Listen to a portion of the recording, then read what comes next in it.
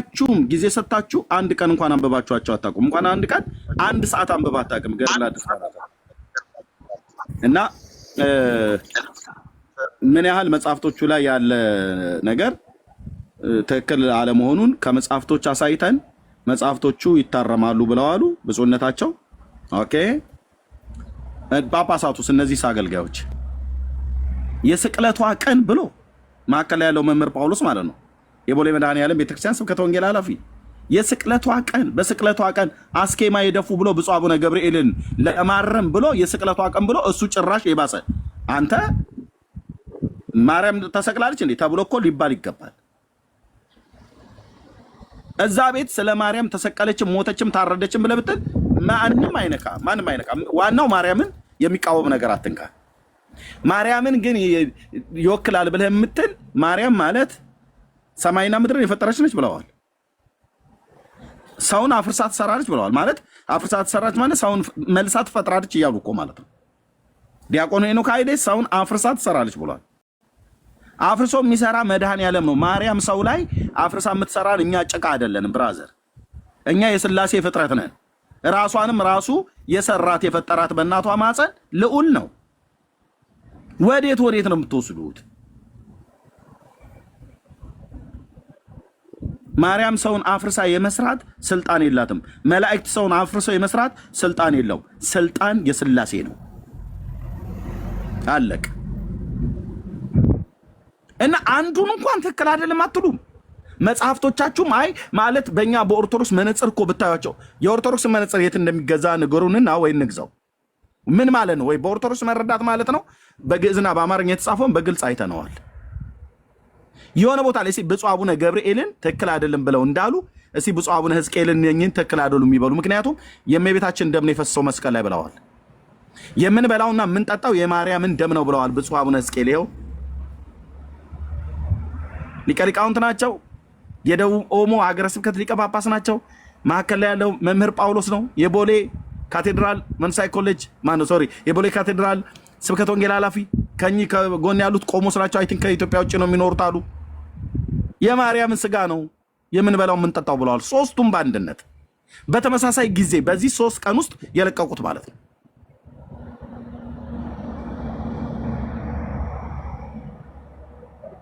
ለካ እንደዚህ ነው ብለን እንበል ወንድሞች እናቶቼ። ይሄውን ጌታችን ኢየሱስ ማርያምን የጌታን እናት ያከብራል። እሷ እኮ ማንም ኦርቶዶክስ ተንፈራገጠ፣ ጴንጤ ተላላጠ ምንም የሚያመጣው ነገር የለም። እግዚአብሔር አንዴ አክብሯታል።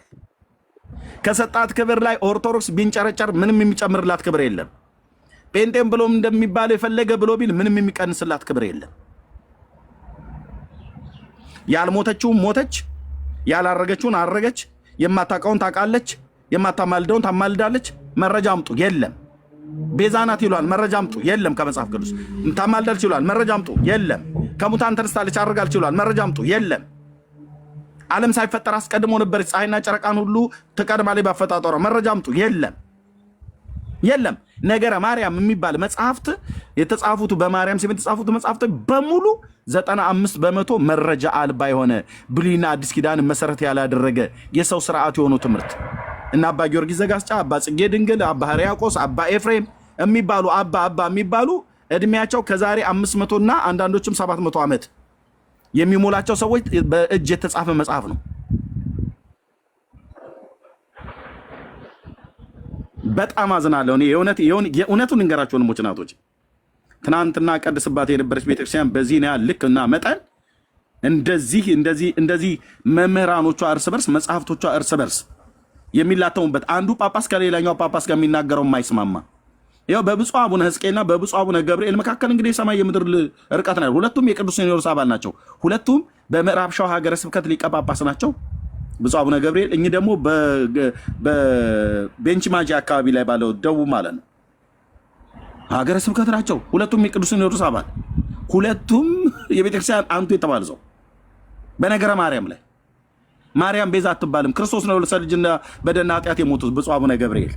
እኚህ ደግሞ ማርያም ናት በመስቀል ላይ የተቆረሰው የማርያም ስጋ ነው የፈሰሰው የማርያም ደም ነው። የማርያም እንደማደን እንደምንበላው የማርያም እንደማደን እንደምንጠጣው እኮ አሉ።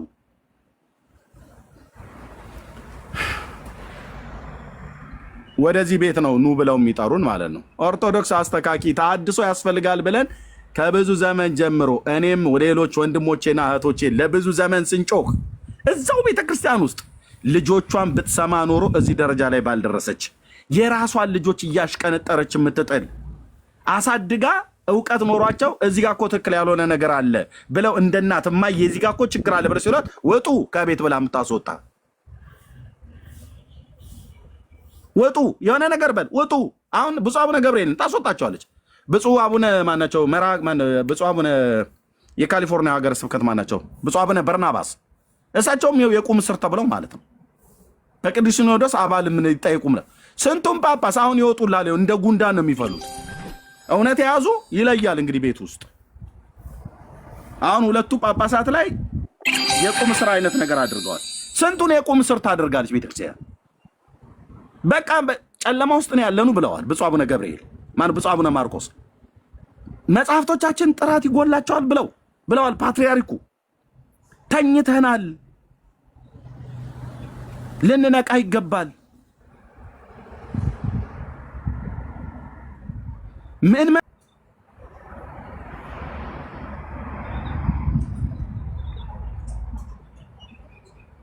አንልም በእውነት ቡራኪያቸውን እንኳን ለመቀበል አታገኛቸውም እንደዚህ በቶሎ።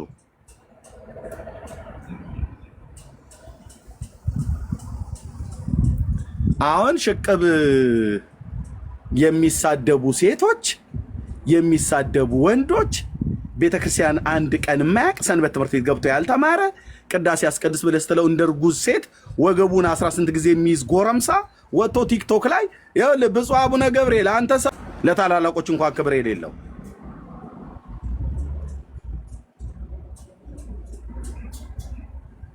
አገልጋዮቹስ ቢሆኑ ምእመኑን እኮ እንደ ምእመን እንኳን ቢያከብሩም እንደ ልጆች ግን ከምእመን እኮ ቁም ነገር እኮ ይገኛል። ልጆች ቆይ ልጆቻችን ምንድን ነው የሚሉት አይባልም? ወንድሞች እናቶች፣ ወይኔ ኦርቶዶክስ ምንድን ነው የሚሉት? ቆይ እነዚህ ተሐድሷውያኑ የወጡት ምንድን ነው የሚሉት? ይኸው እኔ እንኳን በዚህ 20 ምናምን ነገር ዓመት ከ25 ዓመት በላይ እኔ ከወጣሁበት ጊዜ ጀምሮ ቤተክርስቲያን መንቀል ብቻ ነው ስራዋ። ብፁዕ አቡነ ገብርኤል ምን አሉ? ቤቱ ገፊ ነው እኮ አሉ። ገፊ ነው አሉ። እኔ ብነግርህ እኛ ስንነግርህ እኔ ዲያቆን ነበርኩ። ኦኬ እኛ ስንነግራችሁ ጠግበህ ወጥተህ የማንም ጎረምሳ እዚህ ጠግበህ ትናንትና እንትንን ሳትጠርግ ምናምን ነገር አላሉኝ። መቼ ምን አጥረግልኝ አለለ። ምንድነው እንትን ሳትጠርግ? አይ ግድ የለም ይሄ ጉዳይ እንደዚህ አይነት ነገር አለ። ወንድሞች ሲናገሩ መርጌቶች፣ ካህናት፣ ዲያቆናት፣ መዘምራን ሌላውን ቶ እነ በጋሻው ሲወጡ ቆም ማለት ነበረባት ቤተክርስቲያኒቱ።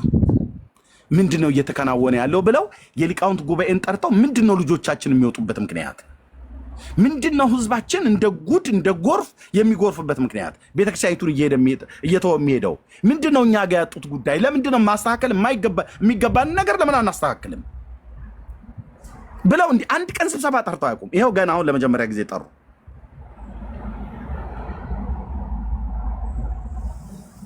የት ነበራችሁ? አሁን ኦርቶዶክሳውያንና አንዳንድ ጴንጤዎች ሲሰድቡ ነው የነበረ። እኔንም ትዝታውንም ሌሎችንም ወንድሞች እዚህ ሶሻል ሚዲያ ላይ ምን ታመጣላችሁ ገድላት ድርሳናት እያላችሁ። እኔ እኮ ገድላት ድርሳናት ያልኩት ብራዘር ውስጡ የተጻፈውን ስለማታውቀው ነገረ ድነትን እወስንልሃለሁ ይልሃል።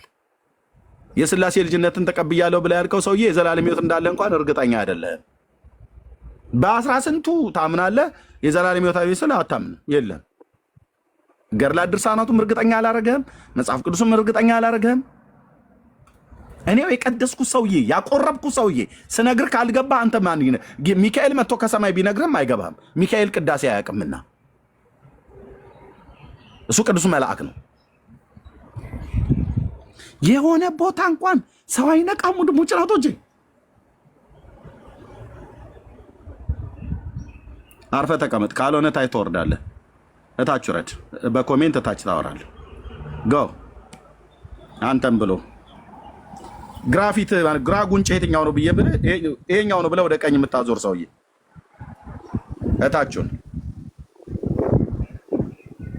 እታችሁን እንዳትጽፍ እጅህን አስሬ ያለው የማይሰራ ኃጢአት እግዚአብሔር ይፍታ ብዬ እስክፈታህ ድረስ ጆሮን ብቻ ትሰጠኛለህ ወይ ደግሞ ሌላ ቤት ትሄዳለህ ማለት ነው። እዚህ ቤት ማውራት እንትን የለም። ገጽ ላይ ቁጭ ብሎ ይለፈልፋል። አንድ ቢጠይቁት ሁለት የማይመልስ ማለት ነው። እና ወንድሞች እናቶች ወዴት እየሄድን ነው ብላችሁ ማወቅ ምን ይከብዳል። እኔ የእውነት ነው የምለው ብፁዕነታቸው አሁን እውነተኛ ኦርቶዶክስ ለፍትህ የቆመ ኦርቶዶክስ ብፁዕ አቡነ ገብርኤል ሲናገሩ እውነቷን ፍርጥ አድርገው ሲናገሩ ያው የኦርቶዶክስ ጳጳስ ናቸው። የምዕራብ ሸዋ ሀገረ ስብከት ሊቀ ጳጳስ ማለት ነው። ይሄ በኮታ የገባ ጳጳስ የራስህን ጳጳስ ይሄ ያልተማረ ውዳሴ ብፁዕ አቡነ ገብርኤል ናቸው ያልተማሩት። ብራዘር ተው ወንድሞች እናቶች። በደብረ ሊባኖስ ገዳም የአብነት ትምህርት ቤት አለ። እኔ እንኳን የማውቀው እኔ በዛ በነበርኩበት ጊዜ ብሉይና አዲስ ኪዳን የተማሩ እንደሳቸው ደፍሮ በግዕዝ አዲስ ኪዳን የሚያወራ እንኳን ጳጳስ ካለ ጥቂቶች ናቸው። እስኪ አብዛኞቹ ይውጡና ይናገሩ፣ ወንጌሉን በግዕዝ እስቲ ይናገሩ እንደ ብፁዕ አቡነ ገብርኤል ስላፈረጡት። ከዛ በጣም እንትን ብለህ ሄደህ ቋንቋ ውስጥ ገቡና ይሄ ኦሮሞ ሶ ዋት እና ምን ይሁን እስቲ ብፁዕ አቡነ ሕዝቅኤልን አውግዙ። አሁን የማርያምን ደም ነው የጠጣ ነው የማርያምን ስጋ ነው የበላ ነው ብሎ የሚል እነኚህ ሶስት ካህናት ይኸው አገልጋዮች። ይሄ መሀሉ እንኳን ካህን አይደለም መምህር ነው። እስኪ አውግዙ። የሆነ ሰው ሲናገር ወደ ብሔሩ ሄደ ተለጠፈ ማለት ነው። ተናግረዋል። ከአምቦ መግለጫ ተሰጥቷል። ምዕራብ ሸዋ ዘር ተኮር አድርገህ ሄደ ፖለቲካ ውስጥ ለመምጣት እንዴት ነህ እንዴ? ማን ነው? መስፍን ፈይሳ ሮቢ ደበላ መልካቱ ፋረዶ በዳዳ ጂማ ይባላል። ስምህን ቀይረህ እኮ ማን ነው እኮ ብዬ እኔ ስትልክ ነው ያስገባው። የፖለቲካ ስሜ ነው፣ የመጽሐፍ ቅዱስ ስሜ አይደለም። በመጽሐፍ ቅዱስ ስሜ ወልደ ጊዮርጊስ ነው የመጽሐፍ ስሜ። የክርስትና ስሜ ይሄ የብልጽግና ስሜ ነው። እንዴት ነህ ኤርሚ? እኔ ለአንድ ነገር ነው የገባሁት።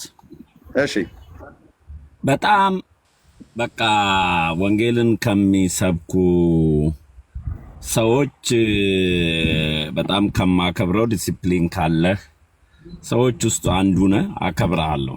ግን ጥያቄ አለኝ እኔ። ቴንክ ዩ መስፍን። እሺ የአቡነ ገብርኤላን የትምህርት ላይ ትችት ሲያነሱ እኔ ነኝ መጀመሪያ ኮምፕሌን ያደረኩት። ምንድን ነው ያጠፉት?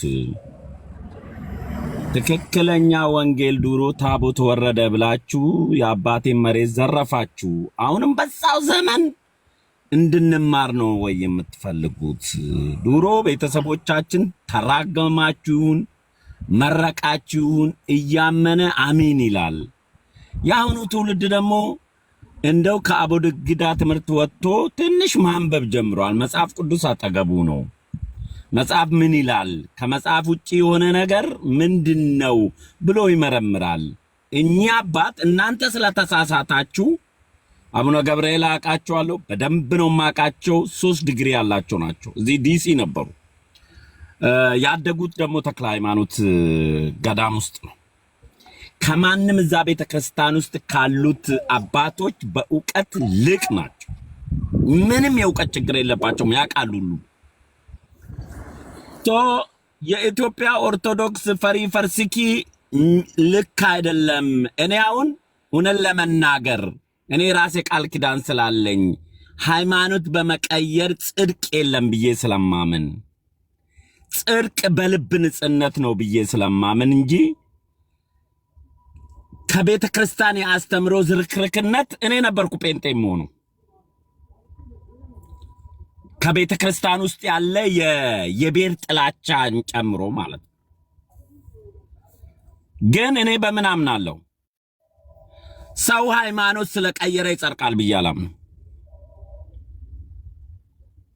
ፕሮቴስታንት ጋም የተሳሳተ ትምህርት የተሳሳተ መልእክት የሚያስተላልፉ አሉ። ኦርቶዶክስ ጋም የሚያስተላልፉ የተሳሳተ አሉ።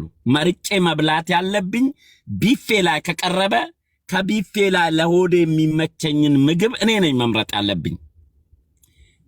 ማዳመጥ ከቻልኩ ትንሽ ማንበብ ከቻልኩ ለኔ በበላ ማቅረኝ ምግብ የቱ ነው ብዬ ከመጽሐፍ ቅዱስ ውስጥ የምወስደው ነኝ።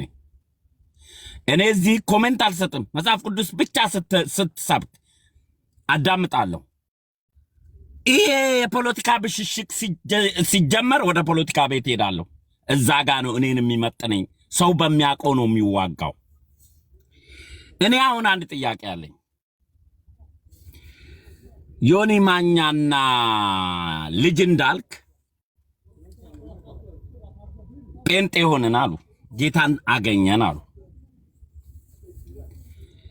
ጌታ ገና በእናታቸው ሆድ የጸነሳቸው አምላክ እስካሁን ተሸክሟቸው እዚያ ያደረሳቸው አምላክ ሳያውቃቸው እነሱ በራሳቸው ኖሮ ነው ጴንጤ ሲሆኑ ጌታን ያገኙት? ወይስ አንዳንድ ከኦርቶዶክስ ፖለቲካ ፓርቲ እንደሚቀይሩ ሰዎች እኔ ፖለቲከኛ ነኝ፣ ወታደር ነኝ። የሆነ ፖለቲካ ካምፕ ከቆየ የሆነ ፖለቲካ ካምፕ ከዛ ከሆነ ሰዎች ጋር ተጣልተ የሆነ ቤት ስትቀይር እዚህኛው ቤት ታማኝ ፖለቲከኛ ለመባል እዛ የነበርክበትን ቤት ስትተች ትውላለህ። ይሄ አይነት የሃይማኖት ቤት ያለው ወንጌል ከመስበክ ይልቅ ማርያም ኦርቶዶክስ እንዲተሳታለች፣ ጴንጤዎች መናፍቅ ናቸው የሚል የመተቻቸት የሃይማኖት አስተምሮ ሰውን ያንጻል ወይስ ሰዎች ሃይማኖት ተልቶ ወደ ፖለቲካ ካምፕ እንዲሄዱ ነው የሚያደርገው? እንደው በቅንነት ብመልስልኝ። አሁን ሰሞኑ ዮኒ ኦርቶዶክስ ጋም ሆነ ታዋቂ የሆነው ዮኒ እኔም በመሳደብ ነው፣ እኔም በመስደብ ፎሎውም ያገኘው ከድሮ ጀምሮ ገና ከፌስቡክ ጀምረን ማለት ነው። አሁን ዮኒ እንዳልክ አረቄ ጠጣ፣ ስከር፣ ውደቅ፣ ከኦርቶዶክስ ጋር መሄድ እነዚህን ነገር ኢየሱስ ጴንጤ መሆን ኢየሱስ አንተ ኦርቶዶክስ ውስጥ ነው ያደግከው። የግለሰብ ስብና ዘይት የሚቸረችሩ እነዩ ጩፋ እነዩ እስራኤል ዳንሳ ዘመናዊ አጭበርባሪዎች ፕሮቴስታንት ውስጥ የምናየውና ዘመናዊ ሌቦች ኦርቶዶክስ ውስጥ እናያለን። ግለሰቦች በጨለማ ቦታ ራሳቸውን ለመደበቅ አንደበታቸውን በቆሙበት ማነስ ሲያቅታቸው ጴንጤ በመሆን አረቄ ጠጭነት እንዳቆሙ፣ ጴንጤ በመሆን ሲጋራ ጠጭነት እንደሚቆሙ፣ መሳደብ ጴንጤ መሆን ጌታ ስለተቀበሉ እንደምተው። ኦርቶዶክስ ጋር ጌታ የለም። ጌታን አያመልኩም ኦርቶዶክሶች።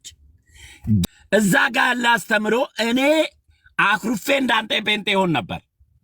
ግን ወንጌል ኦርቶዶክስ ጋር ይሰበካል፣ ጴንጤ ጋር ይሰበካል። ቢፌ ላይ የቀረበልህ ምግብ መርጤ መብላት ያንተ ፋንታ ነው። ሃይማኖት በመቀየር ጽድቅ አለ ወይስ በልብ ንጽህና ነው ጽድቅነት የሚመጣው ለማለት ነው ጋሽ ኤርሚያስ። እሺ ቴንኪው መስፍኔ። ሰምቻለሁ። በጣም ነው የማመሰግነው መስፍንዬ። እሺ ቴንኪው። ከረጅም ቆይታ በኋላ ድምፅን ስለሰማው ድሮ እንኳን አይደለም በባለፉት ዓመታት ያው ሀገራዊ ጉዳይ ላይ ስትናገር የሀገራችን ጉዳይ ስለሚመለከተን አንተንም ብቻ ሳይሆን ሁላቸውንም እንሰማ ነበር። ያው ከመጸለይም ባለፈ አንዳንድ ሰዎች በሚናገሩት ነገርም ሰላምን ያመጣሉ፣ እንደዚሁም በሚናገሩት ነገርም ጦርነትን ይጭራሉ እና ስትናገር አንተንም እዚህ ሶሻል ሚዲያ ያሉትን ሀብትሽም እዚህ ያለ ሀብታሙ፣ ሌሎችንም ወንድሞች እና ዮኒንም ሌሎችንም በጣም ብዙ እንሰማ ነበር። ምክንያቱም የሀገራችን ጉዳይ ስለሆነ ማለት የህልውና ጉዳይ ስለሆነ እንሰማ ነበርና ከእያንዳንዳችሁ ከሰማችሁ ኢትዮጵያውያን ከኦሮሞን ብሔር የተወለዱ ከአማራን ብሔር የተወለዱ ከተለያዩ ከትግራይም ብሔር የተወለዱ ከየትኛውን ብሔር የተወለዱ ኢትዮጵያውያን ወገኖች ሲናገሩ ሰምተናል። በተናገሩት መጠን ልክ መዝነናቸዋል። እነሱም እንደኔም የሰማችሁ መዝኗል። እናንተም ደግሞ ልክ በመንፈሳዊ ዓለም ደግሞ ስንናገር እንደዚሁ የምትመዝኑበት አለና መስፍኔ እንግዲህ ብዙ ጊዜ ስትናገር ስለ ሀገራዊ ጉዳይ ሰምቻለሁኝ እኔ እና መልካም ልብ ያለህ ሰው እና መልካም ነገር ስትናገር ሰምቻለሁ እና እግዚአብሔር አምላክ በዚህ ባርክህ። አሁን ለጠይቀኝ ጥያቄ ምናልባት የጠራቸው ወንድሞች ዮኒ ስለራሱ የተናገረው አለ እንዳልክ ይህም እዚህ ስላለ ምናልባት ወይ ለእንዳልክ የመጀመሪያውን ሰጥቼ እዚሁ ስላለ ይንገርህ። ከዛ ባለፈ ግን አለ እንዴ? አለ ያው ከላይ አለ። እንደውም ካለ እኔ ትናንትና ነው ከትናንት ወዲያ ነው ማን ነው ትናንትና ነው እንትና ጋ ማን ነው ቴዲ አዋሳ ጋ ጭፈራ ቤት እንዳቋረጠ መጠጣት እንዳቋረጠ ጌታን ካገኘ በኋላ አለና ሲናገር እንደው እንዴ ወይስ ይሄ ሳይኮሎጂካሊ እኔ ታውቃለህ ኤችአይቪ ኤድስ ላይ ነው የሰራሁት ወደ 20 ዓመት ሰልጥኛለሁ ሳይኮሎጂካሊ ሰውን ስመክር ስለኖርኩ ማለት ነው ድሮ ምን ይሉኛል ጴንጤዎች መጥተው መስፍን አንተ ጌታን ብትቀበል ትድናለህ ይሉኛል እኔ ደግሞ ከበሽታ ለመዳን ሳይሆን ጌታን የምቀበለው በነፍስ ለመዳን ብዬ ነው የምቀበለው ከተቀበልኩ እዛ ጴንጤ መንደር ምዳን ከሆነ እኔ አንዴ ቆይ መስፍንዬ እሺ ሞዴሬተሮቼ በደንብ ይዩ እሺ አድ መሲ ኤምኤን የተባለ ኦኬ ማነው ሶሪ በስተት ነው ፖለቲከኛ ምን ይሰራል እሺ ማን ማቲ የምትባለው ማለት ነው ኦኬ በኔ ፖለቲከኛ መኮነሳል ፖለቲከኛ ሃይማኖት አለን እኮ መስፍንዬ ቆይ እኔ ነኝ መልሰው ስለዚህ እዚህ ቤት የማስገባቸውን ሰዎች እኔ እዚህ ቤት የማላስገባው ሰይጣን ብቻ ነው ሰይጣን ያው ቲክቶክ አይገባም ከገባም በሰዎች በኩል ነው የሚገባው እንጂ ሰዎችን በሰውነት አከብራለሁ መስፍኔም ሌሎቹ ኢትዮጵያውያን ወንድሞች ፖለቲካ ላይ ቢሰሩ እዚህ ፖለቲካዊ ጉዳይ ተነስቶ ዘር ተኮር ነገር ከተነገረ ለማንም እድል አልሰጥም አማራ ኦሮሞ ትግሬ ብሎ አበሻቅጣሉ ብሎ የሚል ሰው ካለ በጌታ ሰላም እንለያያለን ማለት ነው እና ስለዚህ ፖለቲከኛ ምን ይሰራል እንዴ ሃይማኖት እኮ አላቸው ምን ሳይነገርም መነጋገር ይችላሉ በሀገራዊ ጉዳይ እንደምንናገረው የሚመጥነውን ያህል መጠን ልክ እንደምንናገር ህዝባችንን አክብረን እግዚአብሔር እንደሚፈራ ሰው በሀገራችን ጉዳይ ላይ እንደምንናገረው ሁሉ ፖለቲከኞችም በሃይማኖት ጉዳይ ላይ መነጋገር ይችላሉና የማይጥማችሁ ሰዎች ካላችሁ መሄድ ትችላላችሁ ለማለት ፈልጌ ነው መስፍን ይቀጥል ቴንኪው እርምዬ እኔ 10% ፖለቲካ ባወራ 90 የሆነ ማለት ነው በዛ ገብቼ ቁጭ ብዬ አዳምጣለሁ በጣም ወንጌልን ማወቅ ከሚፈልጉ ሰዎች ውስጥ ነምበር 1 ነኝ ብዬ ነው የማምነው እኔ በጣም በእምነቴም ውስጤም ንጹህ ልብ አለኝ ብዬ ነው የማስበው እሱ ነው የሚያውቀው ፍርዱን ግን እኔ እንደዛ ነው ራሴን ብዬ የማስበው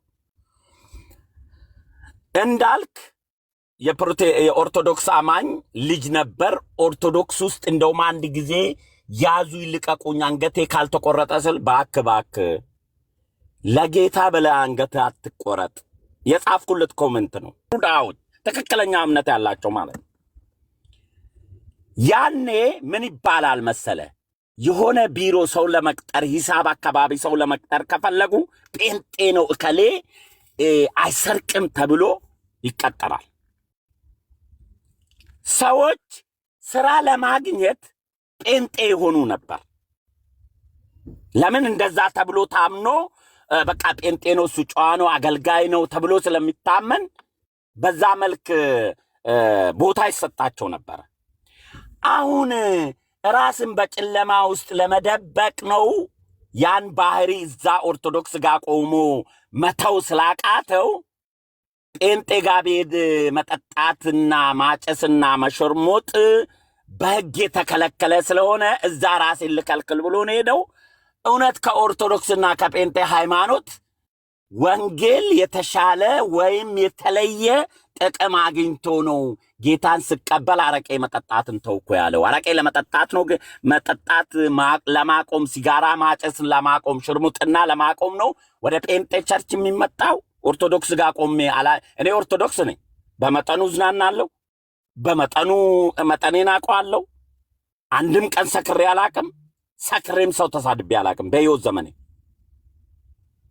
ማቆም ካለብኝ ኦርቶዶክስ ውስጥ ቆሜ መጠጦችኑን ሁሉንም ነገር የሆነም ተመሳሳይ እኔ ጴንጤ ከሆንኩ በኋላ ያ እንደዛም ያቀረገንን ስድብ ጌታ ቋጠረልኝ አለ ጌታ አልነበረም ማርያም እንትን ኦርቶዶክስ እምነት ውስጥ ኢየሱስ የለም ነበር በጨለማ ውስጥ ራስን ለመደበቅ ነው ይሄ ሳይኮሎጂካሊ እዛ ሆኜ መተው ማልችል ከሆነ ፖሊስ አይቼ እንድፈራ እዛ ጋር ልታሰር ራሴን ብሎ ራስን ለማታለል የሚደረግ ነው ወይስ እውነተኛ ገብቷቸው ነው ጴንጤነትን ጌታን ተቀብሎ በቃ የጌታ አዲስ እረኛ ከብት አስተኛም የሚባል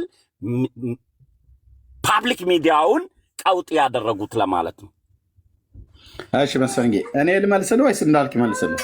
እንዳልክ የራሱን መልሶ ሌላውን አንተ ትመልስልህ። እሺ እንዳልክ አለ አልተኛም?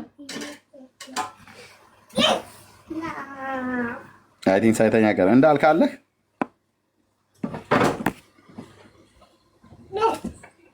ኦኬ ተኝቷል ይመስለኛል።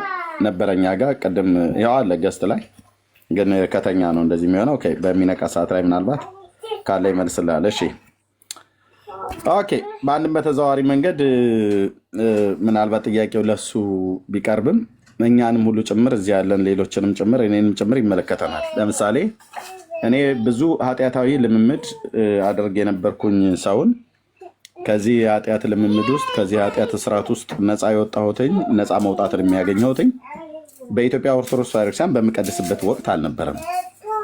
ታዲያ ከዛሬ 25 ዓመት በፊት ወደ ጌታ ስመጣ፣ ወደ መጽሐፍ ቅዱስ እውነት ስመጣ፣ ወደ እግዚአብሔር ቃል ስመጣ ክርስቶስን የህይወቴ መድኃኒት አድርጌ በልቤ አምኜ ስቀበለው በአብና በወልድ በመንፈስ ቅዱስ አንድ አምላክ ስም ስጠመቅ በእውነተኛ የመጽሐፍ ቅዱስ ትምህርት መኖር ስጀምር ጸጋ የሚባል የእግዚአብሔር አቅም የእግዚአብሔር ጉልበት አለ። እግዚአብሔር ለሰው ልጆች የሚሰጠው ማለት ነው። እና ኃጢአታዊ ምኞትንና ዓለማዊ ምኞትንና ኃጢአትን የሚያስክድ የእግዚአብሔር ጸጋ የሚባል አለ። ይህንን ከመጽሐፍ ቅዱስ ላይ ገልጬ ስላሳየ እኔም ሆንኩ እንዳልክ ሌሎች የሚሆኑ ዮኒ አሁን ዮኒ ማኛን ስላነሳው ይቅርታ። ዮኒ አሁን ሰሞኑን ምን እያለ ነው? የትናንትና የባለፈውን ዮኒ ከዚህ በፊት የነበረውን ዮኒ ፈልጌ አጣሁትኝ። ድሮ እንደምሳደብ ታውቃላችሁ አለ። እናውቃለን። እና አሁን ግን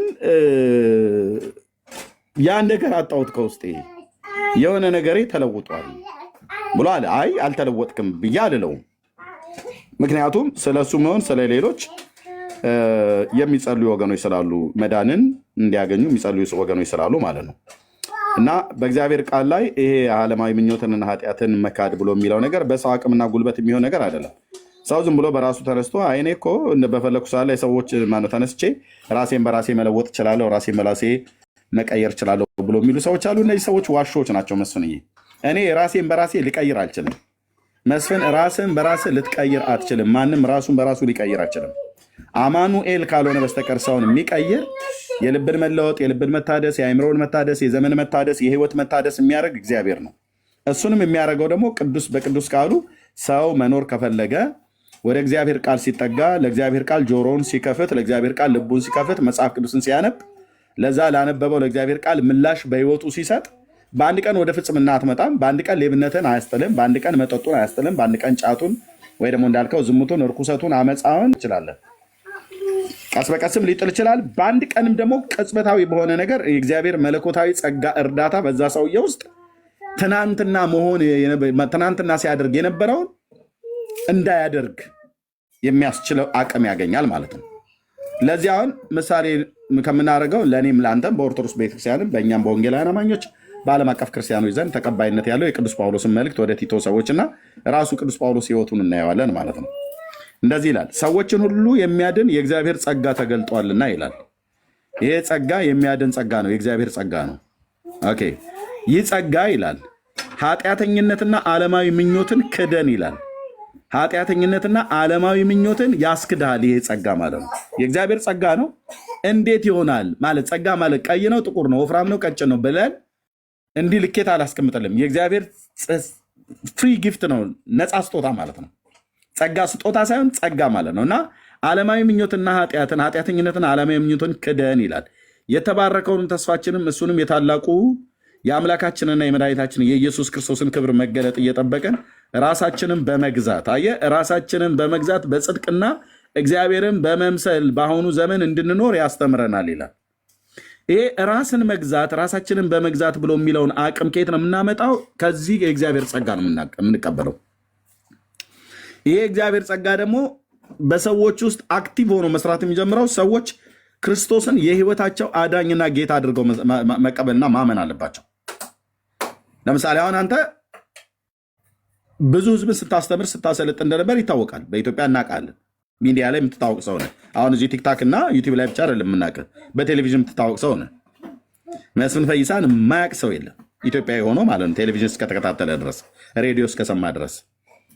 ኦኬ አንድ መድኃኒትነቱ መስራቱና አለመስራቱ የሚታወቀው መድኃኒት የሚያሻው ሰው መድኃኒቱን ወስዶት መድኃኒቱን ውጦት መድኃኒቱ በሰውዬ ውስጥ አክቲቭ ሆኖ መስራት ሲጀምር የሚያሳየውን ሪያክሽን አይቶ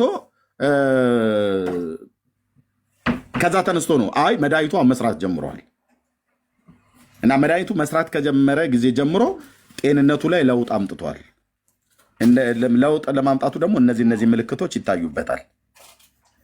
መድኃኒቱን ከመውሰዱ በፊት በሽታው ላዩ ላይ እንዳለበት ምልክቶች እንደሚታዩ ሁሉ ጉንፋን የሚሆን አስም የሚሆን ምንም ኤች አይ ቪ የሚሆን ምንም የትኛውን በሽታ ምልክቶች አሉት።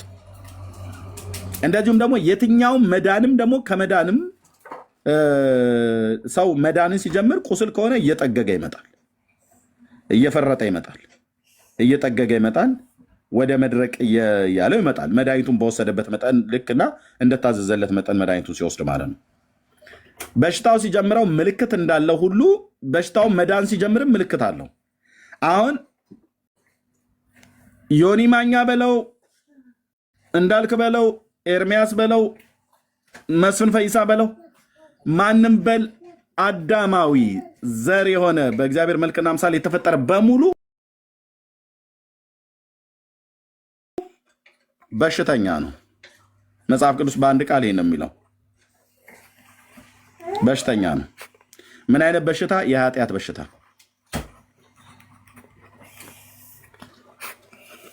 ይሄ ኃጢአት በአንድ ሰው ወደ ዓለም ገባ፣ በአዳም በኩል እግዚአብሔርን ባለመታዘዝ በማመፅ ገባ። ይሄ ኃጢአት ሞትን አመጣ።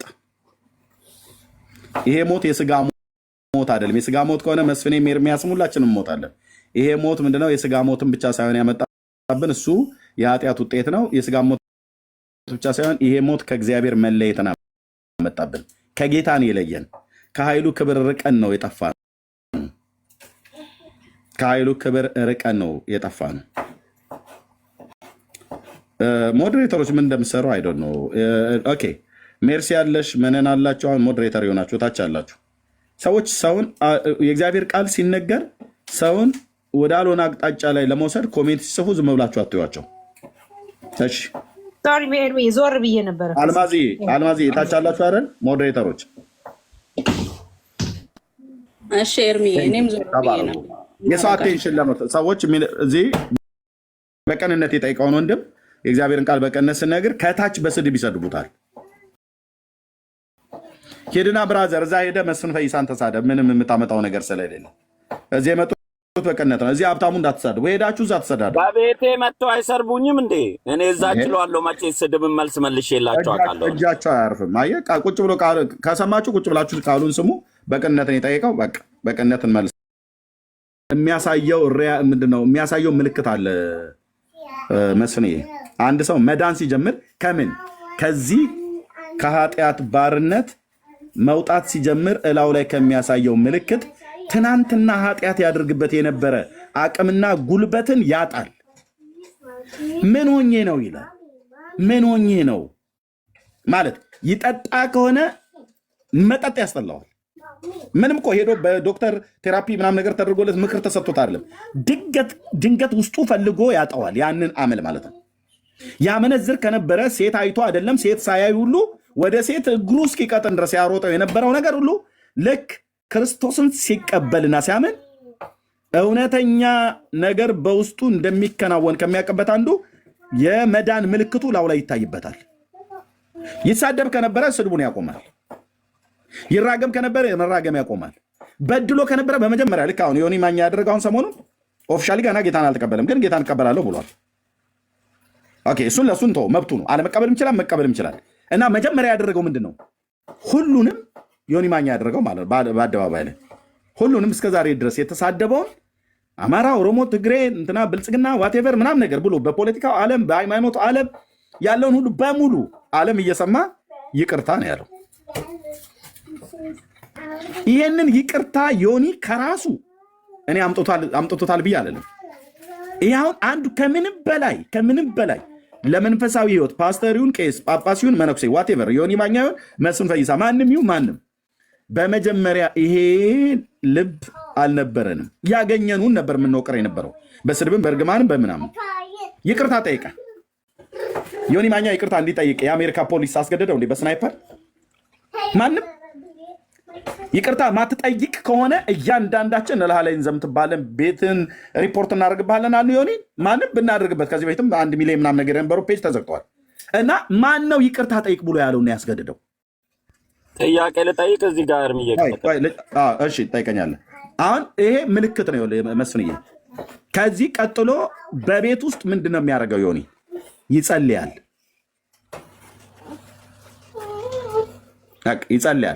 መጽሐፍ ቅዱስ እንደሚያነብ ነግሮናል። የእግዚአብሔርን ቃል መጽሐፍ ቅዱስ ያነባል፣ ይጸልያል። ጌታ እግዚአብሔርን የእውነት ፈልገዋለሁ፣ ይበቃኛል፣ እድሜ እንደውም ሲናገር እድሜ 47 አካባቢ ነው አለ።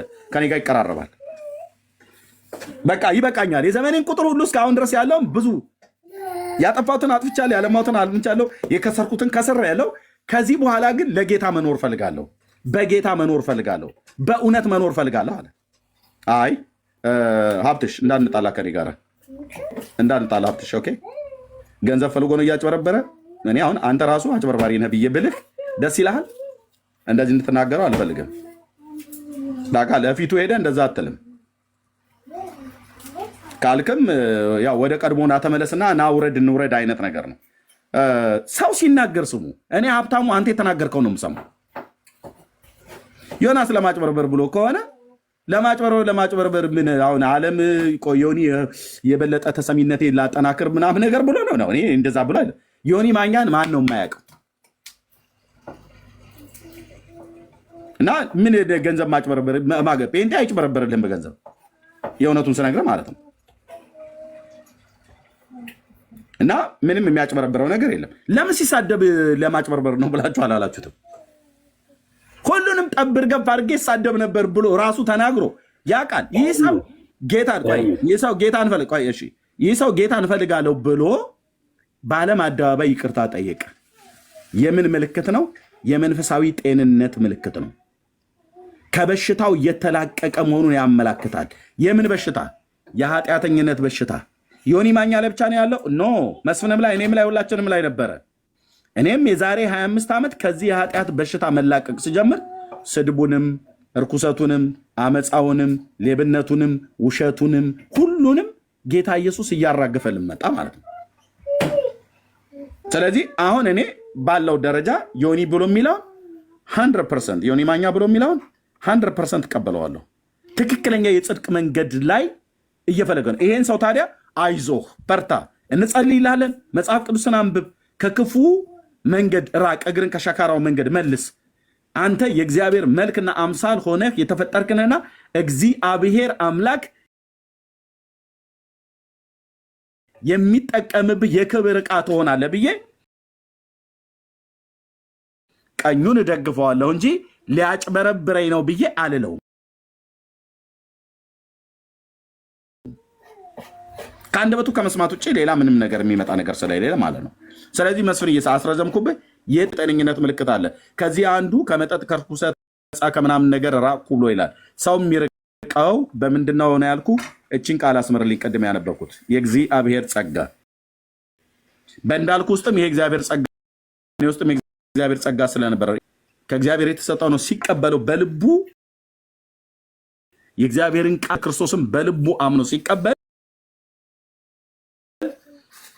የጤነኝነቱ ምልክቱ ከዚህ ያስጀምራል። ከይቅርታ እንደ ዮኒ ማኛ ማለት ነው፣ እንደ ሁላችንም። ከዛስ በግለሰብ ላይ ዮኒ ማኛን ዮኒ ማኛን እንዳልክን ኢሹ ላደርግ አይደለም፣ በሃይማኖት ኢንጀነራል ነው ያወራሁት። ልክ ነው። እኔ እንደ ምሳሌ ያነሳቸው እንጂ በሃይማኖት ነው። እኔ ሰዎች ጴንጤ ስለሆኑ ኦርቶዶክስ ስለሆኑ በደቦ የሚጸደቅበት እምነት አለ ብዬ አላምንም። እኔ እምነት በልብ ንጹህነት እንጂ ተሰብስበን ጴንጤ ስለሆንን አንድንም ተሰብስበን መስፍን ባይዘዌ አቋረጥከኝ እንጂ የጠየቀኝ ጥያቄን ሙሉ በሙሉ አልመለስኩልም። አሁን ስለ መጽደቅ የጠየቀኝ አለ። ሰው ጴንጤ ስለሆነ አይደለም የሚጸድቀው። ሰው ኦርቶዶክስ ስለሆነ አይደለም የሚኮነነው። ሰው ኦርቶዶክስ ስለሆነ አይጸድቅም። የሚጸድቀው በአንዱ በእግዚአብሔር ልጅ በኢየሱስ ክርስቶስ ሲያምን ነው። እንዲያው በጸጋው የሚጸድቀው። ኤግዛክትሊ። እኔ ኦርቶዶክስ ውስጥ ነኝ። እኔ በጣም መዳን በኢየሱስ ብቻ ነው ብዬ ነው የማምነው። እኔ ጴንጤ ጋር ሄጄ እዩ ጩፋ የሰበከውን በሙሉ አልቀበልም። ጴንጤ ስለሆንክ መምጣት አይጠበቅብህም። እዩ ጩፋ ጋር መምጣት አይጠበቅብህም። ኦርቶዶክስ ስለሆንክ ማለት ነው። ኦርቶዶክስ ሆኜ በኢየሱስ ነው መዳን ብሎ ብዬ ኦርቶዶክስ አትሆንም ብሎ ጳጳስ እንኳን ቢገጽሰኝ እኔ ማባረር አይችልም። ምክንያቱም እምነት የግሌ እንጂ የደቦ እንዳልሆነ ስለማምን ማለት ነው። ነገር ግን እኔ ልጠይቅ የፈለግኩት ጌታን ማጭበርበር ነው፣ ማጭበርበር ነው እውነት ከልብ ጌታን ስቀበል ዛሬ ምላሴ ተቀየረ የሚለው ነገር እውነት ነው። ወንጌል ሳገባ በአንድ ሌሊት እኔ በሕይወቴ ሰው ተሳድቤ አላቅም፣ ሰው ዘርጥጬ አላቅም። በጣም ነው ሰውን የማከብረው። ሰርቄ አጭበርብሬ የሆነ ግፍ ሰርቻ አላቅም ብዬ ነው የማምነው። ኦርቶዶክስ ጋር ሆኜ ያንን የሚከለክለኝ የለም። አሁን አንተ የጠቀስካቸው ጥቅስ ቦታ መጽሐፍ ቅዱስ ኦርቶዶክስ ታነበዋለች። ያን ቃል አሁን ያነበብክልኝም ቦታ ማለት ነው። በጸጋ ሰው ልጅ እንደሚድን ኃጢአት ከሰው ልጅ እንዴት እንደመጣ አንተ የምታነበው መጽሐፍ ቅዱስ ኦርቶዶክስ ጋር ይነበባል።